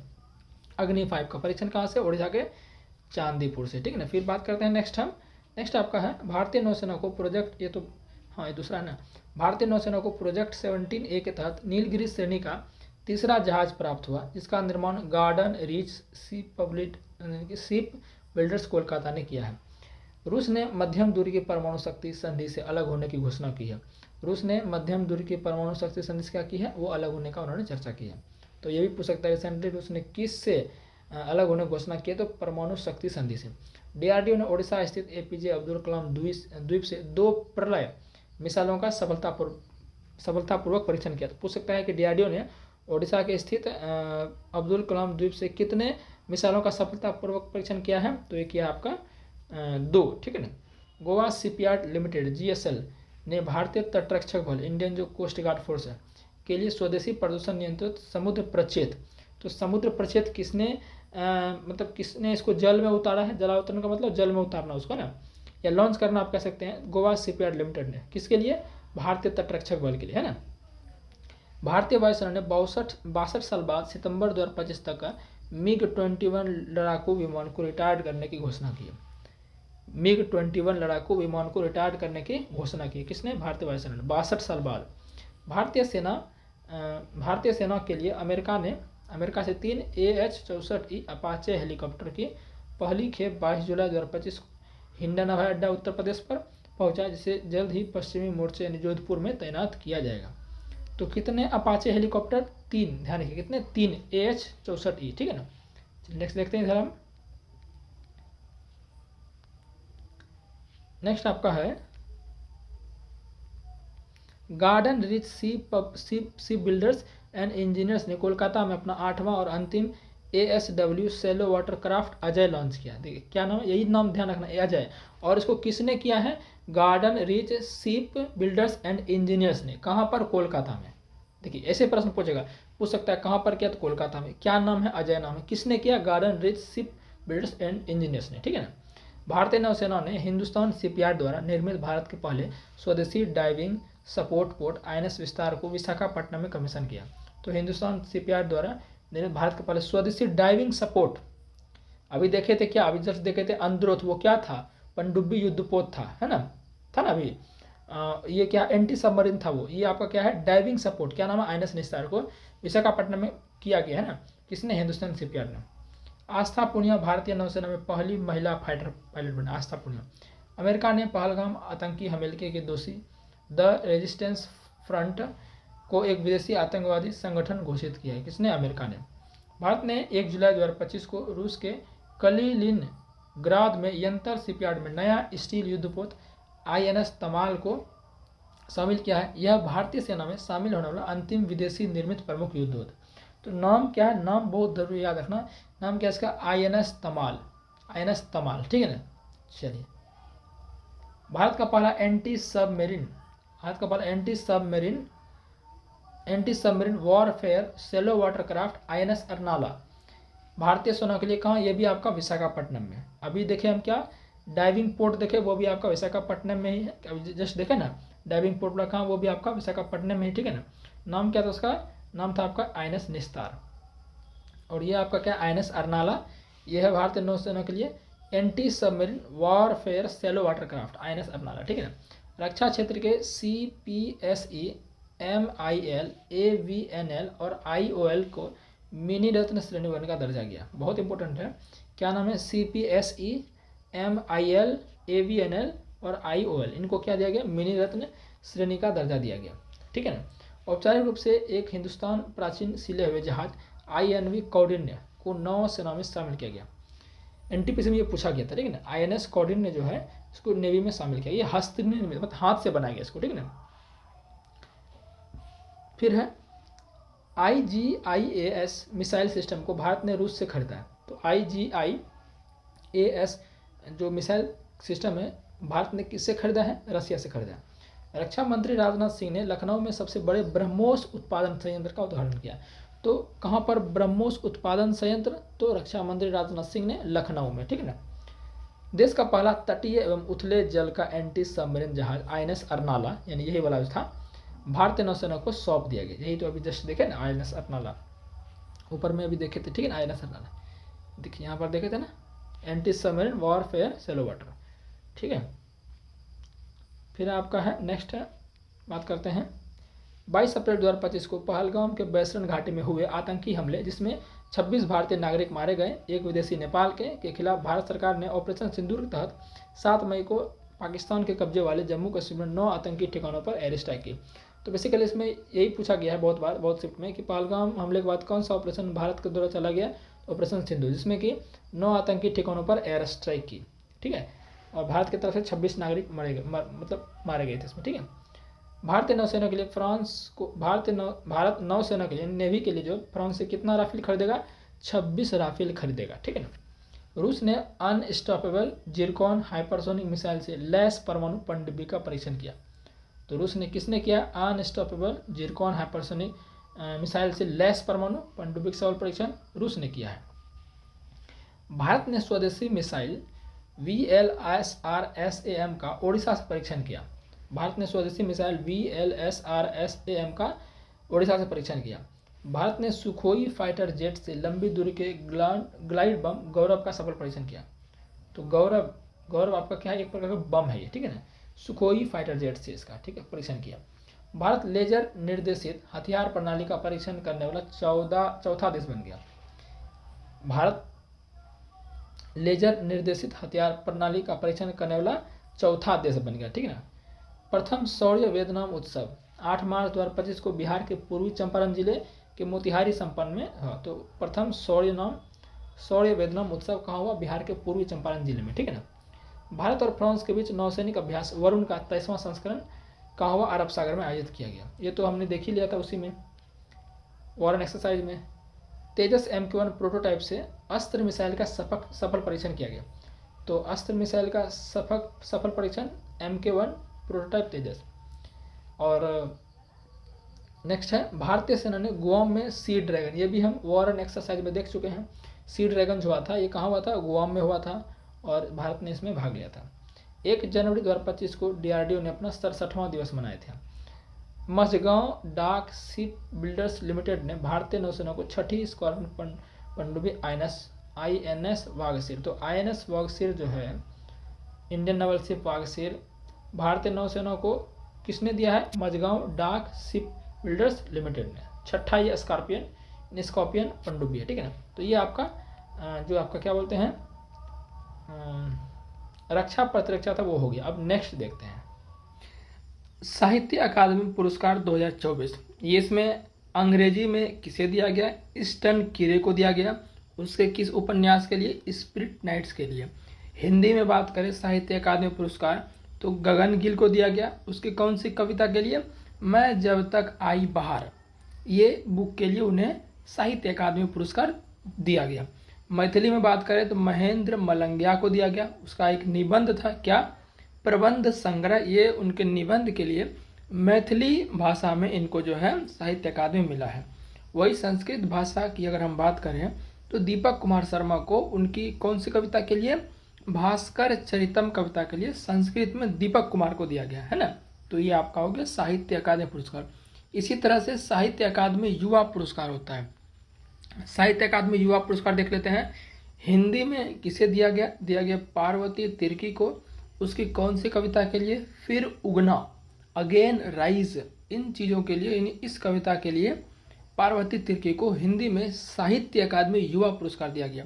वही अंग्रेजी की बात करें तो अद्वैत कोट्टारी, उनके किस उपन्यास के लिए दिया गया? Siddharth who became the Buddha. ये उपन्यास था अद्वैत कोट्टारी का। इसी के लिए इनको जो है साहित्य अकादमी युवा पुरस्कार 2025 दिया गया। अद्वैत कोट्टारी, ध्यान रखिएगा। नेहा झामनी, इनको मैथिली भाषा में दिया गया है। काव्य संग्रह इसका क्या था? बनारस आहम। मैथिली भाषा की ये है तो इस तरह से ही लैंग्वेज रहेगा, बनारस आहम, ठीक है। नेहा झामनी को। डॉक्टर धीरज कुमार पांडे को संस्कृत भाषा के लिए दिया गया है। इसका कौन सी मतलब है? परिभाषिक शब्द स्वारस्यम, परिभाषिक शब्द स्वारस्यम इनको दिया गया है संस्कृत भाषा के लिए, ठीक है। चलिए अब उसी तरह देखते हैं साहित्य अकादमी बाल साहित्य पुरस्कार 2025। देखिए सभी अवार्ड इंपॉर्टेंट है, यानी कि कोई भी अवार्ड है तो पूछ ले रहा है। साहित्य अकादमी बाल साहित्य पुरस्कार में हिंदी में अगर बात करें तो सुशील शुक्ल को दिया गया। उनकी एक लघु कथा थी 1/12, 1/12 एक इनकी एक लघु कथा थी, छोटी स्टोरी थी, उसके लिए इनको हिंदी में दिया गया साहित्य अकादमी बाल साहित्य पुरस्कार। अंग्रेजी में बात करें तो नितिन कुशलप्पा को south Indian myths and fables retold, ये इनकी बुक है, कुछ भी समझ लीजिए आप। इनको अंग्रेजी में दिया गया नीतीश कुशलप्पा को। मैथिली में मुन्नी कामत को कहानी संग्रह चुक्का कहानी संग्रह में मुन्नी कामत को साहित्य अकादमी बाल साहित्य पुरस्कार दिया गया, ठीक है। उर्दू में बात करें तो गजन फर इकबाल इनकी एक लेख संग्रह है कौमी सितारे। इनके लिए जो है इनको उर्दू भाषा में साहित्य अकादमी बाल साहित्य पुरस्कार दिया गया है। वही अगर हम बात करें 69वां फिल्म फेयर पुरस्कार 2024, अब ये मत सोचना कि 2024 का 24, ये सब 2025 में दिए जाते हैं ना, इसीलिए। सर्वश्रेष्ठ फिल्म की बात करें 69th फिल्म फेयर में तो आपके कौन थे? 12वीं फेल। और 12वीं फेल के जो डायरेक्टर थे, निर्देशक, क्योंकि डायरेक्टर देख रहे हैं अभी हाल फिलहाल में छावा का डायरेक्टर पूछा था, और याद से नहीं बहुत सालों से पूछा जा रहा है फिल्मों के डायरेक्टर, फिल्मों में मुख्य भूमिका किसने निभाई है ना, ये सब पूछे जा रहे हैं। तो 12वीं फेल के जो आपके मुख्य मतलब कि डायरेक्टर थे, डायरेक्टर कौन थे? विधु विनोद चोपड़ा, ठीक है ना। तो इन्हीं को जो है विधु विनोद चोपड़ा को बेस्ट डायरेक्टर का भी अवार्ड मिला है 69वां फिल्म फेयर पुरस्कार में। अच्छा, सर्वश्रेष्ठ एक्टर की बात करें तो आपको रणबीर कपूर को दिया गया। इनकी एक फिल्म आई थी 2025 में एनिमल, उसके लिए इनको जो है दिया गया, ठीक है। फिर सर्वश्रेष्ठ एक्ट्रेस, इनकी सर्वश्रेष्ठ एक्ट्रेस के लिए किसको दिया गया? आलिया भट्ट को। उनकी कौन सी मूवी के लिए? रॉकी और रानी की प्रेम। तो ध्यान रखिएगा, सर्वश्रेष्ठ फिल्म 12वीं फेल, सर्वश्रेष्ठ निर्देशक विधु विनोद चोपड़ा 12वीं फेल मूवी के डायरेक्टर है। सर्वश्रेष्ठ एक्टर जो है आपके रणबीर कपूर एनिमल के लिए, सर्वश्रेष्ठ अभिनेत्री आलिया भट्ट रॉकी और रानी की प्रेम के लिए, सही है। आगे बात करते हैं 25वां आईफा अवार्ड्स 2025। इसमें जो सर्वश्रेष्ठ फीचर फिल्म दिया गया वो दिया गया लापता लेडीज को। अच्छा, सर्वश्रेष्ठ फिल्म या सर्वश्रेष्ठ फीचर फिल्म बोले तो एक ही चीज़ होता है, घबराना नहीं, ठीक है ना। क्योंकि फीचर फिल्म का मतलब है कम से कम 1 घंटे से ज़्यादा होना चाहिए या 40 मिनट से ज़्यादा होना चाहिए। तो आईफा अवार्ड्स में सर्वश्रेष्ठ मूवी का जो अवार्ड मिला है वो लापता लेडीज, इसके डायरेक्टर कौन है? किरण राव इनके डायरेक्टर हैं। और सर्वश्रेष्ठ अभिनेता, देखिए उसमें जो था 69वां फिल्म फेयर में सर्वश्रेष्ठ अभिनेता में किसको दिया गया था? वो दिया गया था आपका, किसको आपका दिया गया था? जो आपके क्या बोलते हैं, रणबीर कपूर को दिया गया था। किसको दिया गया था? रणबीर कपूर को। लेकिन आईफा अवार्ड में जो सर्वश्रेष्ठ अभिनेता का अवार्ड है वो दिया किसको? कार्तिक आर्यन को दिया गया। भूल भुलैया 3 के लिए आपने गाना भी सुना होगा, सुना है कि नहीं? बिल्कुल सुना होगा, हमने तो बहुत बार सुना है, ठीक है। सर्वश्रेष्ठ अभिनेत्री की बात करें तो नितांशी गोयल, और फिल्म फेयर में सर्वश्रेष्ठ अभिनेत्री आलिया भट्ट, रॉकी और रानी की प्रेम कहानी के लिए। और नितांशी गोयल किस फिल्म की हीरोइन है? वो लापता लेडीज़ की है, यानी कि लापता लेडीज़ को सर्वश्रेष्ठ फिल्म भी दिया गया। और सर्वश्रेष्ठ डायरेक्टर की बात करें आईफा अवार्ड्स में तो वो किरण राव को ही दिया गया, जो कि लापता लेडीज़ को डायरेक्ट किए हैं। समझ के बात को, नितांशी गोयल को सर्वश्रेष्ठ अभिनेत्री लापता लेडीज़ के लिए, कार्तिक आर्यन को आईफा अवार्ड के लिए बेस्ट एक्टर जो कि भूल भुलैया 3 के हैं, और सर्वश्रेष्ठ फिल्म आपका लापता लेडीज। क्लियर है यहाँ पर? चलिए देखिए, मैं 2-3 बार आपको रिपीट करके करवा दूंगा तो अच्छे से माइंड में फिट हो जाता है। ये तरीका है चीज़ों को याद करने का, समझ गए ना बात को। 67वां ग्रैमी पुरस्कार 2025 ये संगीत के क्षेत्र में दिया जाता है। एल्बम ऑफ द ईयर किसे दिया गया है? बियॉन्स को काउबॉय कॉटर के लिए। एल्बम्स ऑफ द ईयर किसे दिया गया है? बियॉन्स को काउबॉय कॉटर के लिए। वही रिकॉर्ड ऑफ द ईयर की बात करें तो केंड्रिक लैमर को दिया गया है not like us. Record of the year Kendrick Lamar को दिया गया नॉट लाइक अस, ठीक है।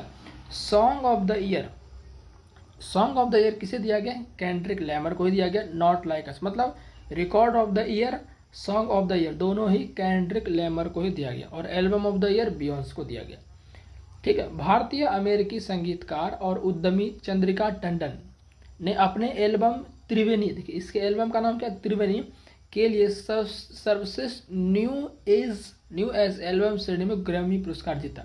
तो भारतीय हैं तो कहीं ना कहीं और ज़्यादा इम्पोर्टेंट हो जाता है। चंद्रिका टंडन संगीतकार और एंटरप्रेन्योर हैं, इनकी जो एल्बम थी त्रिवेणी, इसके लिए जो है कि सर्वश्रेष्ठ न्यू एज एल्बम श्रेणी में ग्रैमी अवार्ड जीता, ध्यान रखिएगा, ठीक है ना। चलिए अब एमी अवार्ड की बात करते हैं। एमी अवार्ड, जिस तरह से ग्रैमी अवार्ड था उसी तरह से एक एमी अवार्ड होता है। बेस्ट कॉमेडी सीरीज की अगर बात करें तो द स्टूडियो को मिला है। बेस्ट कॉमेडी सीरीज किसे मिला है? द स्टूडियो को मिला है। बेस्ट ड्रामा सीरीज किसे मिला है? बेस्ट ड्रामा सीरीज मिला है सेवरेंस को। सेवरेंस किसे मिला है? Severance. Best actor comedy field में किसे मिला है? सेथ रोगन को, जो कि द स्टूडियो का ही है, क्योंकि best comedy series he the studio को मिला है। तो ऑब्वियसली उसमें जो हीरो होंगे वो ज़्यादा कॉमेडी किए होंगे तो उनको मिला है। तो सेथ रोगन द स्टूडियो में मुख्य भूमिका निभाए हैं तो उनको ये मिला है। बेस्ट एक्ट्रेस की बात करें कॉमेडी में तो जीन स्मार्ट को हैक्स के लिए दिया गया। तो सारे ध्यान रखना, best comedy series the studio, best drama series severance, best actor आपको सेथ रोगन जो कि द स्टूडियो के हैं, बेस्ट एक्ट्रेस कॉमेडी में जीन स्मार्ट जो कि हैक्स के हैं, ठीक है। चलिए लास्ट में कुछ क्वेश्चंस भी पूछूंगा तो उसका जवाब आप जरूर दीजिएगा, ठीक है ना, इसी से रिलेटेड पूछूंगा। अब बात करते हैं 78वां बाफ्टा पुरस्कार। अभी तक हमने क्या क्या देखा? फिल्म फेयर अवार्ड देखा, आईफा अवार्ड देखा, ग्रैमी अवार्ड देखा, एमी अवार्ड देखा। अब आ रहे हैं बाफ्टा अवार्ड। ये भी मूवी के फील्ड में दिया जाता है। इसमें अगर सर्वश्रेष्ठ मूवी की बात करें तो कॉन्क्लेव इसमें सर्वश्रेष्ठ मूवी है। सर्वश्रेष्ठ मूवी कॉन्क्लेव को दिया गया। सर्वश्रेष्ठ डायरेक्टर की बात करें तो ब्रैडी कॉर्बेट जो कि द ब्रूटलिस्ट मूवी के क्या है? डायरेक्टर हैं, बैडी कॉर्बेट। सर्वश्रेष्ठ एक्टर की बात करें, एक्टर की बात हो रही तो एड्रियन बॉडी को दिया गया जो कि द ब्रूटलिस्ट के हैं। यानी कि बाफ्टा अवार्ड में जो आपके हैं सर्वश्रेष्ठ डायरेक्टर किसको? बैडी कॉर्बेट को, जो कि द ब्रूटलिस्ट को डायरेक्ट किए हैं। और सर्वश्रेष्ठ अभिनेता द ब्रूटलिस्ट में जो हीरो है एड्रियन ब्रॉडी उसको दिया गया, ठीक है। और सर्वश्रेष्ठ अभिनेत्री किसे मिला है? मिकी मेडिसन को, जो कि अनोरा। किसे मिला है? मिकी मेडिसन जो कि अनोरा। और इस अनोरा को ही क्या मिला है? अनोरा को ही मिला है 97 का ऑस्कर अवार्ड। समझ के बात करें तो अब बाफ्टा में सर्वश्रेष्ठ फिल्म कॉन्क्लेव, सर्वश्रेष्ठ निर्देशक बैडी कॉर्बेट, ब्रूटलिस्ट के सर्वश्रेष्ठ अभिनेता एड्रियन ब्रॉडी, सर्वश्रेष्ठ अभिनेत्री मिकी मेडिसन जो कि अनोरा फिल्म की है, जिसे 97वें नंबर का ऑस्कर मिला है, ठीक है। तो ये बाफ्टा भी आपका क्लियर हो गया, अच्छे से रिवीजन हो गया होगा। वही बात करते हैं हम राष्ट्रीय फिल्म पुरस्कार।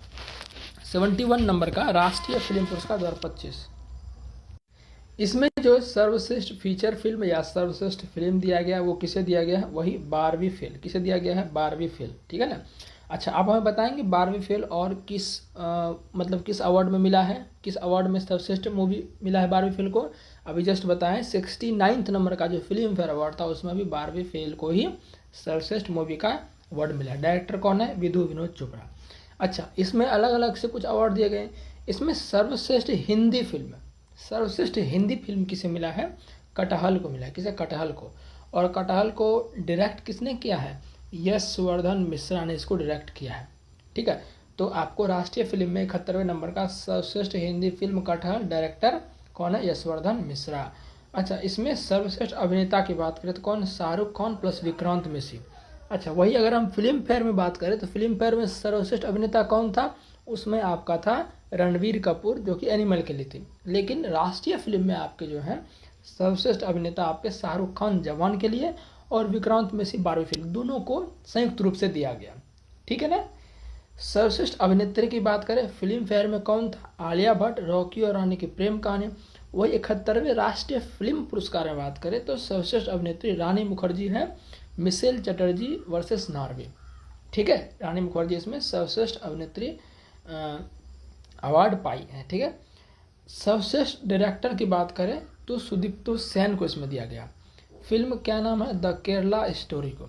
अच्छा, वही फिल्म फेयर अवार्ड में सर्वश्रेष्ठ डायरेक्टर किसको दिया गया था? जिसको निर्देशक बोलते हैं, तो विधु विनोद चोपड़ा, जो कि 12वीं फेयर फिल्म को डायरेक्ट किए हैं। लेकिन राष्ट्रीय पुरस्कार जो है 71वां, इसमें सर्वश्रेष्ठ डायरेक्टर का अवार्ड सुदीप्तो सेन को, जो कि द केरला स्टोरी को डायरेक्ट किया। तो ध्यान रखिए सुदीप्तो सेन, या डायरेक्ट ये भी पूछ सकता है कि द केरला स्टोरी किसने डायरेक्ट किया है? सुदीप्तो सेन ने। तो इतना आपको क्लियर हो गया होगा। ठीक है ना। आगे देखते हैं। अब 78वां जो कांस फिल्म पुरस्कार है 2025 वाला, इसको देखते हैं। इसमें सर्वश्रेष्ठ जो आपका अवार्ड समझिए होता है, वो होता है पामे डिओर पुरस्कार। पामे डिओर पुरस्कार सर्वश्रेष्ठ फिल्म को दिया जाता है। पामे डिओर पुरस्कार अलग से ही इनको नाम दिया गया है। पामे डिओर पुरस्कार जो सर्वश्रेष्ठ फिल्म होती है उसी को दिया जाता है।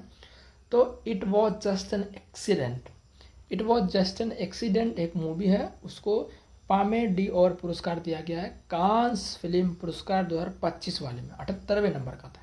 एडिशन भी ध्यान रखिए, 78वें नंबर का। राष्ट्रीय फिल्म का कौन सा? 71वें नंबर का।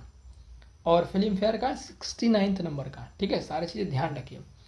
अच्छा, इसमें सर्वश्रेष्ठ अभिनेता किसे दिया गया? वैगनर मोरा, जो कि द सीक्रेट एजेंट मूवी के अभिनेता हैं। ठीक है, तो कांस फिल्म में सर्वश्रेष्ठ अभिनेता किसे मिला? वैगनर मोरा को, द सीक्रेट एजेंट के वो क्या हीरो है। वही अभिनेत्री की बात करें तो Nadia Melliti, the little sister movie के क्या है? मुख्य अभिनेत्री हैं नादिया मेलिटी सर्वश्रेष्ठ अभिनेत्री, वैगनर मोरा सर्वश्रेष्ठ अभिनेता। सर्वश्रेष्ठ डायरेक्टर की बात करें तो Kleber Mendonca फिलो, the secret agent को डायरेक्ट किए हैं द क्लेबर मेंडोका फिलो। इसको सर्वश्रेष्ठ डायरेक्टर का अवार्ड मिला है। और सर्वश्रेष्ठ हीरो का जो अवार्ड मिला है एक्टर का, वो भी द सीक्रेट एजेंट के हीरो को ही मिला है, वैगनर मोरा जो है। ठीक है, तो ध्यान रखिएगा। सर्वश्रेष्ठ लघु film I am glad you are dead now, ये सर्वश्रेष्ठ लघु फिल्म इनको दिया गया। स्मॉल फिल्म है ना, जो कि 40 मिनट से कम की होगी। ठीक है, सर्वश्रेष्ठ पहली फिल्म के लिए कैमरा डिओर, मतलब कि पहली बार फिल्म बनाए और वो सर्वश्रेष्ठ हो गई, हिट हो गई, तो वो कौन? उसके लिए कैमरा डिओर इसमें बेस्ट अवार्ड होता है कांस फिल्म फेस्टिवल अवार्ड में, तो हसन हादी। ठीक है ना, ध्यान रखिएगा। तो ये आपका कांस फिल्म में हो गया। अब आपका देखते हैं ऑस्कर है, उसको देख लेते हैं। ऑस्कर में देखिए सर्वश्रेष्ठ फिल्म अनुराग को बताए थे हमने। अनुराग की अभिनेत्री कौन है? मिकी मेडिसन, बताए थे ना आपको। सर्वश्रेष्ठ निर्देशक शॉन बेकर, जो कि अनुराग को डायरेक्ट किए हैं। सर्वश्रेष्ठ अभिनेता एड्रियन बॉडी, जो कि द ब्रूटिश। अच्छा, बाफ्टा में भी सर्वश्रेष्ठ अभिनेता का पुरस्कार एड्रियन बॉडी को ही दिया था ना, ध्यान है कि नहीं? बिल्कुल ध्यान होगा। सर्वश्रेष्ठ अभिनेत्री माइकी मेडिसन, बाफ्टा में भी इसको मिला है दोनों को। ठीक है, भारतीय लघु फिल्म अनुजा को, ये सब देखिए भारतीय वाला जहाँ आवाज है वो ज़्यादा इंपॉर्टेंट हो जाता है। भारतीय लघु फिल्म अनुजा को सर्वश्रेष्ठ लाइव एक्शन शॉर्ट फिल्म श्रेणी के लिए नामांकित किया गया है। भारत की ओर से किरण राव की लापता लेडीज आधिकारिक प्रविष्टि थी। लापता लेडीज के बारे में अभी आपने देखा। ऑस्कर 2026 जो 98 अकादमी पुरस्कार 26 में 98 नंबर का होगा, प्रत्येक साल होता है, के लिए नीरज घेवन की हिंदी फिल्म होम बाउंड। देखिए क्वेश्चन ऐसा आ सकता है कि कौन सा फिल्म जो है 98 अकादमी पुरस्कार में इनकी आधिकारिक प्रविष्टि को चुना गया है, तो होम बाउंड किसकी फिल्म है? नीरज घेवन की। दोनों बात ध्यान रखिएगा। ठीक है ना। चलिए अब रेमन मैग्सेसे देख लेते हैं, अब थोड़ा फास्ट खींचते हैं। रेमन मैग्सेसे में जो आपके एजुकेट गर्ल्स है, इसको रेमन मैग्सेसे एक अवार्ड दिया गया है। ये भारतीय संस्था है, ठीक है ना, इनको मतलब संस्थागत रूप से एजुकेट गर्ल्स एक संस्था है, इसको रेमन मैग्सेसे इस बार दिया गया है, ठीक है ना। और व्यक्तिगत रूप से भी शाहिना अली और विला नुएवा को दिया गया है। ये शाहिना अली मालदीव की है, प्लास्टिक प्रदूषण के नियंत्रण के लिए इनको दिया गया है। विला नुएवा फिलीपींस की है, मनीला के गरीबों के उत्थान और सम्मान हेतु कार्य कर रही थी, तो उसके लिए इनको जो है रेमन मैग्सेसे दिया गया 67वें नंबर का, ठीक है। संस्था कौन सी है? Educate girls. अब पुलित्जर पुरस्कार देख लेते हैं। पुलित्जर पुरस्कार में सार्वजनिक सेवा में किसे दिया गया है? कविता सुराना, लीजी प्रेसर, कैसेंड्रा जारामिलो, स्टेसी क्रेनेटिस, ठीक है ना। खोजी रिपोर्टिंग में किसे दिया गया? Writers staff, fentanyl staff. संपादकीय लेखन में किसे दिया गया? राजमांकर एवं टीम उसके दिया गया है। अंतर्राष्ट्रीय रिपोर्टिंग के लिए डेक्लान वाल्स और न्यूयॉर्क टाइम्स स्टाफ को। ब्रेकिंग न्यूज रिपोर्टिंग में द वॉशिंगटन पोस्ट स्टाफ को दिया गया, ठीक है ना। अभी इसको पुलित्जर बुलाकर याद नहीं रखे तो कोई दिक्कत नहीं, अभी तक तो एक भी नहीं पूछा गया, क्या पता आगे पूछ ले, इसलिए इसको देख लीजिएगा, हमने करा दिया आपको, है ना, चुकना नहीं है किसी भी चीज़ में। अब 82वां गोल्डन ग्लोब, ये भी आपका जो है समझिए कि फिल्म क्षेत्र में ही दिया जाता है। सर्वश्रेष्ठ फिल्म कॉमेडी में एमिलिया पेरेज, सर्वश्रेष्ठ फिल्म ड्रामा द ब्रूटलिस्ट, इसके अभिनेता कौन थे? Adrien Brody. सर्वश्रेष्ठ अभिनेता ड्रामा में एड्रियन बॉडी, द ब्रूटलिस्ट को। बेस्ट अभिनेत्री ड्रामा फर्नांडा टोरेस, मैं अभी भी यहाँ हूँ। Best director Brady Corbet, the Brutalist, ठीक है। इसको अब देखते हैं स्पोर्ट स्टार, यानी खेल से कुछ संबंधित, बहुत ये पूछे जा रहे हैं, बहुत ज़्यादा ही पूछे जा रहे हैं। Sport star SS award 2025। Sport star of the year महिला में मनु भाकर को, जो कि शूटिंग से संबंध रखती है। Sport star of the year पुरुष में पीआर सीरीज, हॉकी से संबंध रखते हैं। Sport women of the year Olympic खेल में मनु भाकर, देखिए मनु भाकर को 2 अवार्ड मिल गया। Sport star of the year महिला में मनु भाकर को। Sport women of the year Olympic खेल के लिए तो आपका मनु भाकर, ठीक है ना, ध्यान रखिएगा। अब AIF अवार्ड देखते हैं, ये फुटबॉल से संबंधित है। पुरुष footballer of the year Subhashis Bose, ये आपका AIFF में बात हो रहा है, ठीक है ना, ऑल इंडिया फुटबॉल फेडरेशन, ऐसे कुछ इसका फुल फॉर्म होगा, ठीक है ना। तो सुभाषिस बोस को पुरुष फुटबॉलर ऑफ द ईयर दिया गया। महिला footballer of the year Soumya Guguloth, दोनों ध्यान रखिएगा, ठीक है। ये सब बहुत ज़्यादा पूछे गए हैं, ठीक है ना, तो नेक्स्ट शिफ्ट में आने का चांस है। अब ICC अवार्ड 2024 देख लेते हैं, ये 25 में इनका वितरण हुआ है। पुरुष cricketer of the year Jasprit Bumrah. पुरुष one day cricketer of the year Azmatullah Omarzai, Afghanistan के वनडे क्रिकेटर बोल रहा है। पुरुष test cricketer of the year Jasprit Bumrah. पुरुष T20 cricketer of the year Arshdeep Singh. महिला cricketer of the year Amelia Kerr, New Zealand की महिला। पुरुष cricketer of the year Jasprit Bumrah और महिला cricketer of the year Amelia Kerr, जो कि न्यूजीलैंड की है। महिला one day cricketer of the year, महिला one day cricketer of the year Smriti Mandhana और पुरुष one day cricketer of the year Azmatullah Omarzai, जो कि अफगानिस्तान से संबंध रखते हैं। महिला T20 cricketer of the year Amelia Kerr, New Zealand. पुरुष T20 cricketer of the year Arshdeep Singh, ठीक है ना। Umpire of the year Richard Illingworth, England के, ठीक है। अंपायर वाला नहीं हो, याद रखिएगा तो कोई दिक्कत नहीं है। BCCI अवार्ड्स 2025, इसमें भी सर्वश्रेष्ठ इंटरनेशनल क्रिकेटर मेंस में, पुरुष में किसमें? जसप्रीत बुमराह को ही। सर्वश्रेष्ठ महिला में Mandhana. CK Naidu lifetime achievement award Sachin Tendulkar ji को दिया गया। BCCI स्पेशल अवार्ड, विशेष पुरस्कार रविचंद्रन अश्विन को, और रविचंद्रन अश्विन के तो बारे में बहुत ही सवाल पूछ रहा है ना। और इसमें पूछा है कि पद्मश्री किस क्रिकेटर को मिला है, तो इसी को मिला था। 2-3 शिफ्ट में ये रिपीट हो गया, तो रिपीट भी बहुत हो रहा है, बाकी टॉपिक तो रिपीट 100% हो ही रहा है। हॉकी इंडिया अवार्ड्स 2024, वर्ष का सर्वश्रेष्ठ महिला खिलाड़ी हॉकी इंडिया में सविता पुनिया। सर्वश्रेष्ठ पुरुष खिलाड़ी हरमनप्रीत सिंह। वर्ष का सर्वश्रेष्ठ गोलकीपर सविता पुनिया, देखिए सर्वश्रेष्ठ महिला खिलाड़ी सविता पुनिया, सर्वश्रेष्ठ गोलकीपर सविता पुनिया। सर्वश्रेष्ठ डिफेंडर रोहित दास, इसका पूरा नाम है अमित रोहित दास, ओडिशा से संबंध रखते हैं, ठीक है।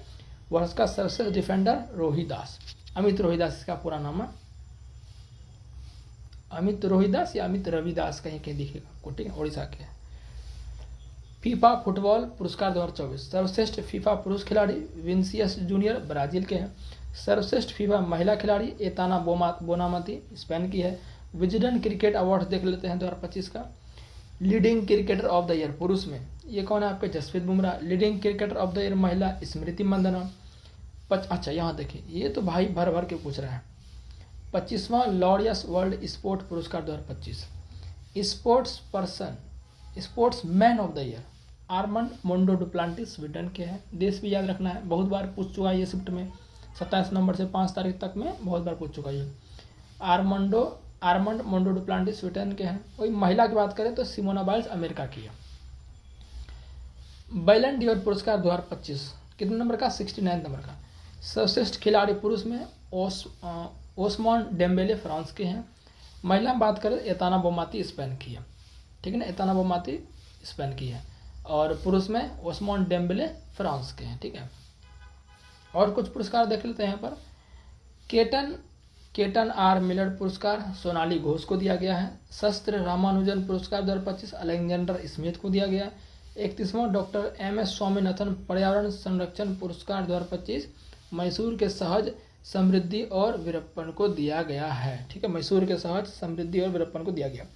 राष्ट्रीय धन्वंतरी आयुर्वेद पुरस्कार, देखिए पूछा गया ये 4 या 5 तारीख को ये पूछा गया, ठीक है ना। तो ये दिया गया प्रोफेसर बनवारी लाल गौर, वैद्य नीलकंदन मूस ईटी और वैद्य भावना प्रासर को, ये पूछा गया 4 या 5 तारीख को। Business line change maker award 2025 DRDO को दिया गया है, ठीक है।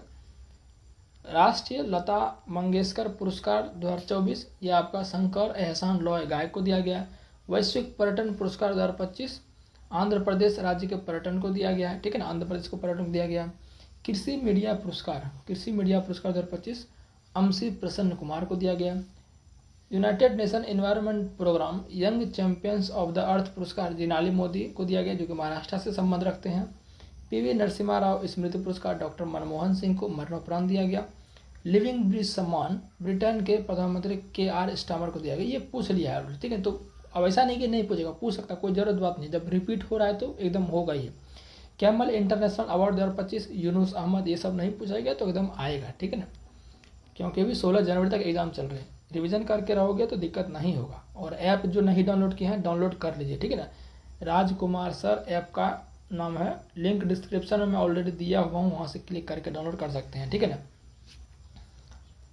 फिर आपका है PV नरसिम्हा राव स्मृति पुरस्कार डॉक्टर मनमोहन सिंह को दिया गया है, ये मरणोपरांत को, ठीक है ना। ये तो बता ही दिया आपको, ये तो रिपीट हो गया 2-3 इसमें, ठीक है।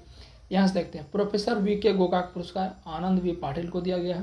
राष्ट्रीय शिक्षक पुरस्कार 2025 टोटल 45 शिक्षक को, भारत भर में से 45 चुनिंदा शिक्षकों जो कि अच्छे कार्य किए हैं पढ़ाने में सरकारी स्कूलों में या अन्य किसी क्षेत्र में, तो उनको भारतीय नेशनल टीचर्स अवार्ड मिलेगा, ठीक है ना। 45 शिक्षक, आपको सिर्फ डाटा याद रखना कितने शिक्षक, 45। 43वां लोकमान्य तिलक राष्ट्रीय पुरस्कार नितिन गडकरी को दिया गया है, जो कि सड़क एवं राजमार्ग परिवहन मंत्री पता ही है। ललित कला अकादमी पुरस्कार 2025 प्रेमचंद्र पुखर बंग को दिया गया। इक्वेटर पुरस्कार 2025 संयुक्त राष्ट्र को दिया गया, यानी कि संयुक्त राष्ट्र का किसे दिया गया, बेबी फातिमा महिला एवं स्वयं सहायता समूह धारवाड़ जिला कर्नाटक। ये इक्वेटर पुरस्कार बेबी फातिमा महिला स्वयं सहायता समूह धारवाड़ जिला कर्नाटक। सांसद रत्न पुरस्कार कितने सांसदों को दिया गया है, 17 सांसदों को दिया गया। GP बिरला मेमोरियल पुरस्कार 2025 किसे दिया गया, डॉक्टर V नारायण, जो कि इसरो के वर्तमान अध्यक्ष है। कितने नंबर के, 11वें नंबर के, ठीक है। पेन पिंटर पुरस्कार 2025 लीला अबुलेला सूडानी स्कॉटिश लेखिका है ये। पेन पिंटर पुरस्कार 2025 लीला अबुलेला, ठीक है ना, सूडानी क्या है, सूडानी स्कॉटिश लेखिका है। पेन ट्रांसलेटर पुरस्कार गीतांजलि श्री को दिया गया वंस एलिफेंट लिव्ड हियर के लिए, once elephant lived here. Pen translator पुरस्कार गीतांजलि श्री को, और पेन प्रिंटर बहुत इंपॉर्टेंट, दोनों ध्यान रखना, ठीक है ना। पेन प्रिंटर लीला अबुलेला, पेन ट्रांसलेटर गीतांजलि श्री, ठीक है। अब यहाँ देख लेते हैं। बेस्ट मैजिक क्रिएटर अवार्ड किसे मिला है, भारत के लिए सर्वप्रथम सोहानी शाह को, इन्होंने इतिहास रच दिया है, ठीक है ना, सोहानी शाह को मिला है प्रथम बार। WSIS चैंपियंस अवार्ड 2023 मेरी पंचायत है आपको, ये देखिए 2023 वाला है तो इसको उतना जरूरत नहीं याद रखना, ठीक है ना। कलिंग रत्न पुरस्कार 2024 केंद्रीय शिक्षा मंत्री धर्मेंद्र प्रधान को। हेम बहादुर मल्ल पुरस्कार 2080, ठीक है 2080 है तो ये बात समझिए 2080 में पुरस्कार का नाम ही ऐसा रख दिया। कल्याण श्रेष्ठ नेपाल को दिया गया। संयुक्त राष्ट्र जनसंख्या पुरस्कार 2025 वर्षा देशपांडे महाराष्ट्र। चिंता रविंद्रन पुरस्कार 2025 शरण कुमार लिम्बाले महाराष्ट्र। की टू द सिटी सम्मान ये आपको अर्जेंटीना का ये है, ये आपने मोदी जी को दिया गया है। ऑर्डर ऑफ द स्टार सम्मान घाना में, ये भी मोदी जी को दिया गया है। मातृभूमि साहित्य पुरस्कार 2024 सारा जोसेफ को दिया गया। डिजिटल भुगतान पुरस्कार 2024-25 अपना जो IPPB है, इंडिया पोस्ट पेमेंट बैंक, उसी को दिया गया डिजिटल भुगतान पुरस्कार 24-25 वाला। श्रीमंत शंकर देव पुरस्कार 2023 सोनाली मानसिंह नृत्यांगना, इसको दिया गया है। साइप्रस का सर्वोच्च नागरिक सम्मान प्रधानमंत्री मोदी को। साइप्रस का हो गया, ब्राजील का हो गया, सॉरी अर्जेंटीना को गया, घाना को गया, तीनों को दिया गया मोदी जी को। विश्व खाद्य पुरस्कार 2025 मारियांगला हंगारिया को दिया गया, ब्राजील की है, ठीक है, ये बहुत इंपॉर्टेंट ध्यान रखिएगा। विश्व खाद्य पुरस्कार मारियांगेला हंगारिया ब्राजील की है। फिर है दानिश सिद्दीकी जर्नलिज्म अवार्ड 2025 सर्वप्रिय सांगवान को दिया गया। यूनेस्को प्रेस स्वतंत्रता पुरस्कार 2025 अखबार ला प्रेंस को दिया गया, जो कि निकारागुआ का, देखिए ये ध्यान रखिएगा, ठीक है ना। विश्व कानून कांग्रेस सम्मान पहले भारतीय एडवोकेट हैं भुवन रिफू को दिया गया, ठीक है ना, भुवन रिफू के पहले इंडियन एडवोकेट हैं। फ्रांसीसी सम्मान 2025 पायल कपाड़िया को दिया गया है। लता दीनानाथ मंगेशकर पुरस्कार 2025 कुमार मंगलम बिरला को दिया गया। गुरुदेव कालीचरण ब्रह्मा पुरस्कार डॉक्टर अच्युत सामंत को दिया गया। वर्चुत दलित साहित्य पुरस्कार 2025 P शिवकामी को दिया गया है। स्कॉच अवार्ड पुलिस एवं सुरक्षा कैटेगरी में किसे दिया गया? उत्तर प्रदेश पुलिस को। राष्ट्रीय समुद्री वरुण पुरस्कार 2025 राजेश उड़ने को दिया गया है। मानवतावादी पुरस्कार 2024 यानी कि ह्यूमैनिटी अवार्ड 2024 मोहन जी को दिया गया है। राष्ट्रीय युवा पुरस्कार 2025 आर्कस श्रॉफ को दिया गया है। फ्रेड डारिंगटन सैंड मास्टर पुरस्कार सुदर्शन पटनायक को। उगादी पुरस्कार 2025 मायना स्वामी को। श्रीलंका के सर्वोच्च नागरिक पुरस्कार मित्राभूषण PM मोदी को। कौन कौन होंगे? अर्जेंटीना हो गए, घाना हो गए, मिस्र हो गए और आपके मिस्र बोल रहा हूँ, अर्जेंटीना हो गया, घाना हो गया, साइप्रस हो गया और श्रीलंका। चारों पुरस्कार अभी रिसेंटली PM मोदी जी को दिए गए। महाराष्ट्र भूषण पुरस्कार 2024 मूर्तिकार राम सुतार को। रामनंद गोयंका पत्रकारिता पुरस्कार 2025 मृदुलिका झा को। डेनमार्क के नाइट क्रॉस सम्मान विजय शंकर को। गोल्ड मर्करी पुरस्कार दलाई लामा को। अज्ञेय स्मृति सम्मान 2025 उदय प्रकाश को। डिजिटल परिवर्तन पुरस्कार 2025 भारतीय रिजर्व बैंक को। रामसर पुरस्कार आर्द्रभूमि के विवेकपूर्ण उपयोग के लिए जयश्री वेंकटेशन को। AM Turing award 2024 Andrew Barto एवं रिचर्ड सटन को। टाइम पत्रिका द्वारा वुमन ऑफ द ईयर पूर्णिमा बर्मन को, असम की है। ब्रिटेन से मानद नाइटहुड की उपाधि सुनील मित्तल को दिया गया, ठीक है। और कुछ देख लेते हैं, इधर है प्रित्जर पुरस्कार 2025 लियू जियाकुन को कल ही पूछा गया है, चीनी वास्तुकार है। Scotch award 2024 Nagaland forest management को दिया गया है। महाराजा हरि सिंह पुरस्कार उपराज्यपाल मनोज सिंह जो कि JNK के थे। कीर्ति चक्र 2025 मेजर मंजीत और नायक दिलवार खान को दिया गया है। अमेरिकी presidential medal of freedom Lionel Messi footballer को दिया गया है। पद्म पानी लाइफ टाइम अचीवमेंट पुरस्कार 2025 ये भी पूछा जा चुका है, ठीक है ना। साई परांजपे को दिया गया ये। गंगाधर राष्ट्रीय कविता पुरस्कार 2023 ये प्रतिभा सतपथी को दिया गया। सत्यजीत रे लाइफ टाइम अचीवमेंट अवार्ड ये अर्पणा से को दिया गया, अर्पणा सेन को। 32वें एजू थाचन अवार्ड 2024 NS माधवन को दिया गया है। राष्ट्रीय तानसेन सम्मान 2023 पंडित स्वप्न चौधरी को दिया गया है। 34वां GD बिरला पुरस्कार सूबी जैकब जॉर्ज को दिया गया है। Champions of the earth award 2024 Madhav Gadgil को। अंतर्राष्ट्रीय बाल शांति पुरस्कार 2024 नीला इब्राहिम को। टर्नर पुरस्कार 2024 जसलीन कौर को। Time person of the year 2024 अमेरिकी राष्ट्रपति डोनाल्ड ट्रंप को।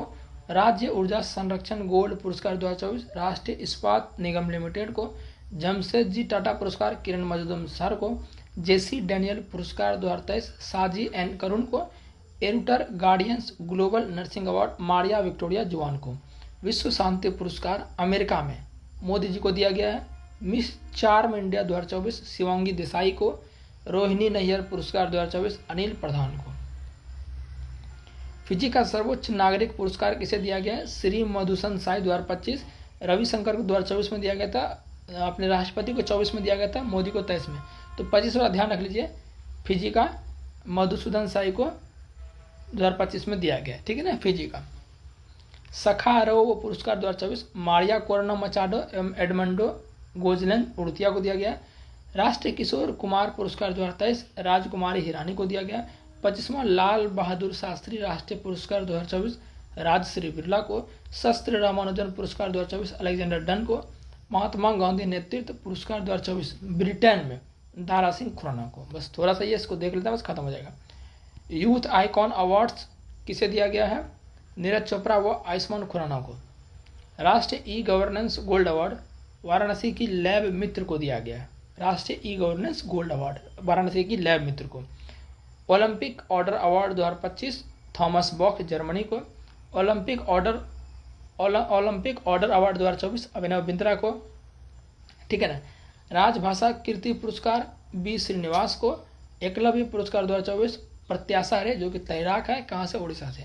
पहला विज्ञान रत्न पुरस्कार 2024 पहला है तो गोविंद राजन पद्मनाभन को, ठीक है ना।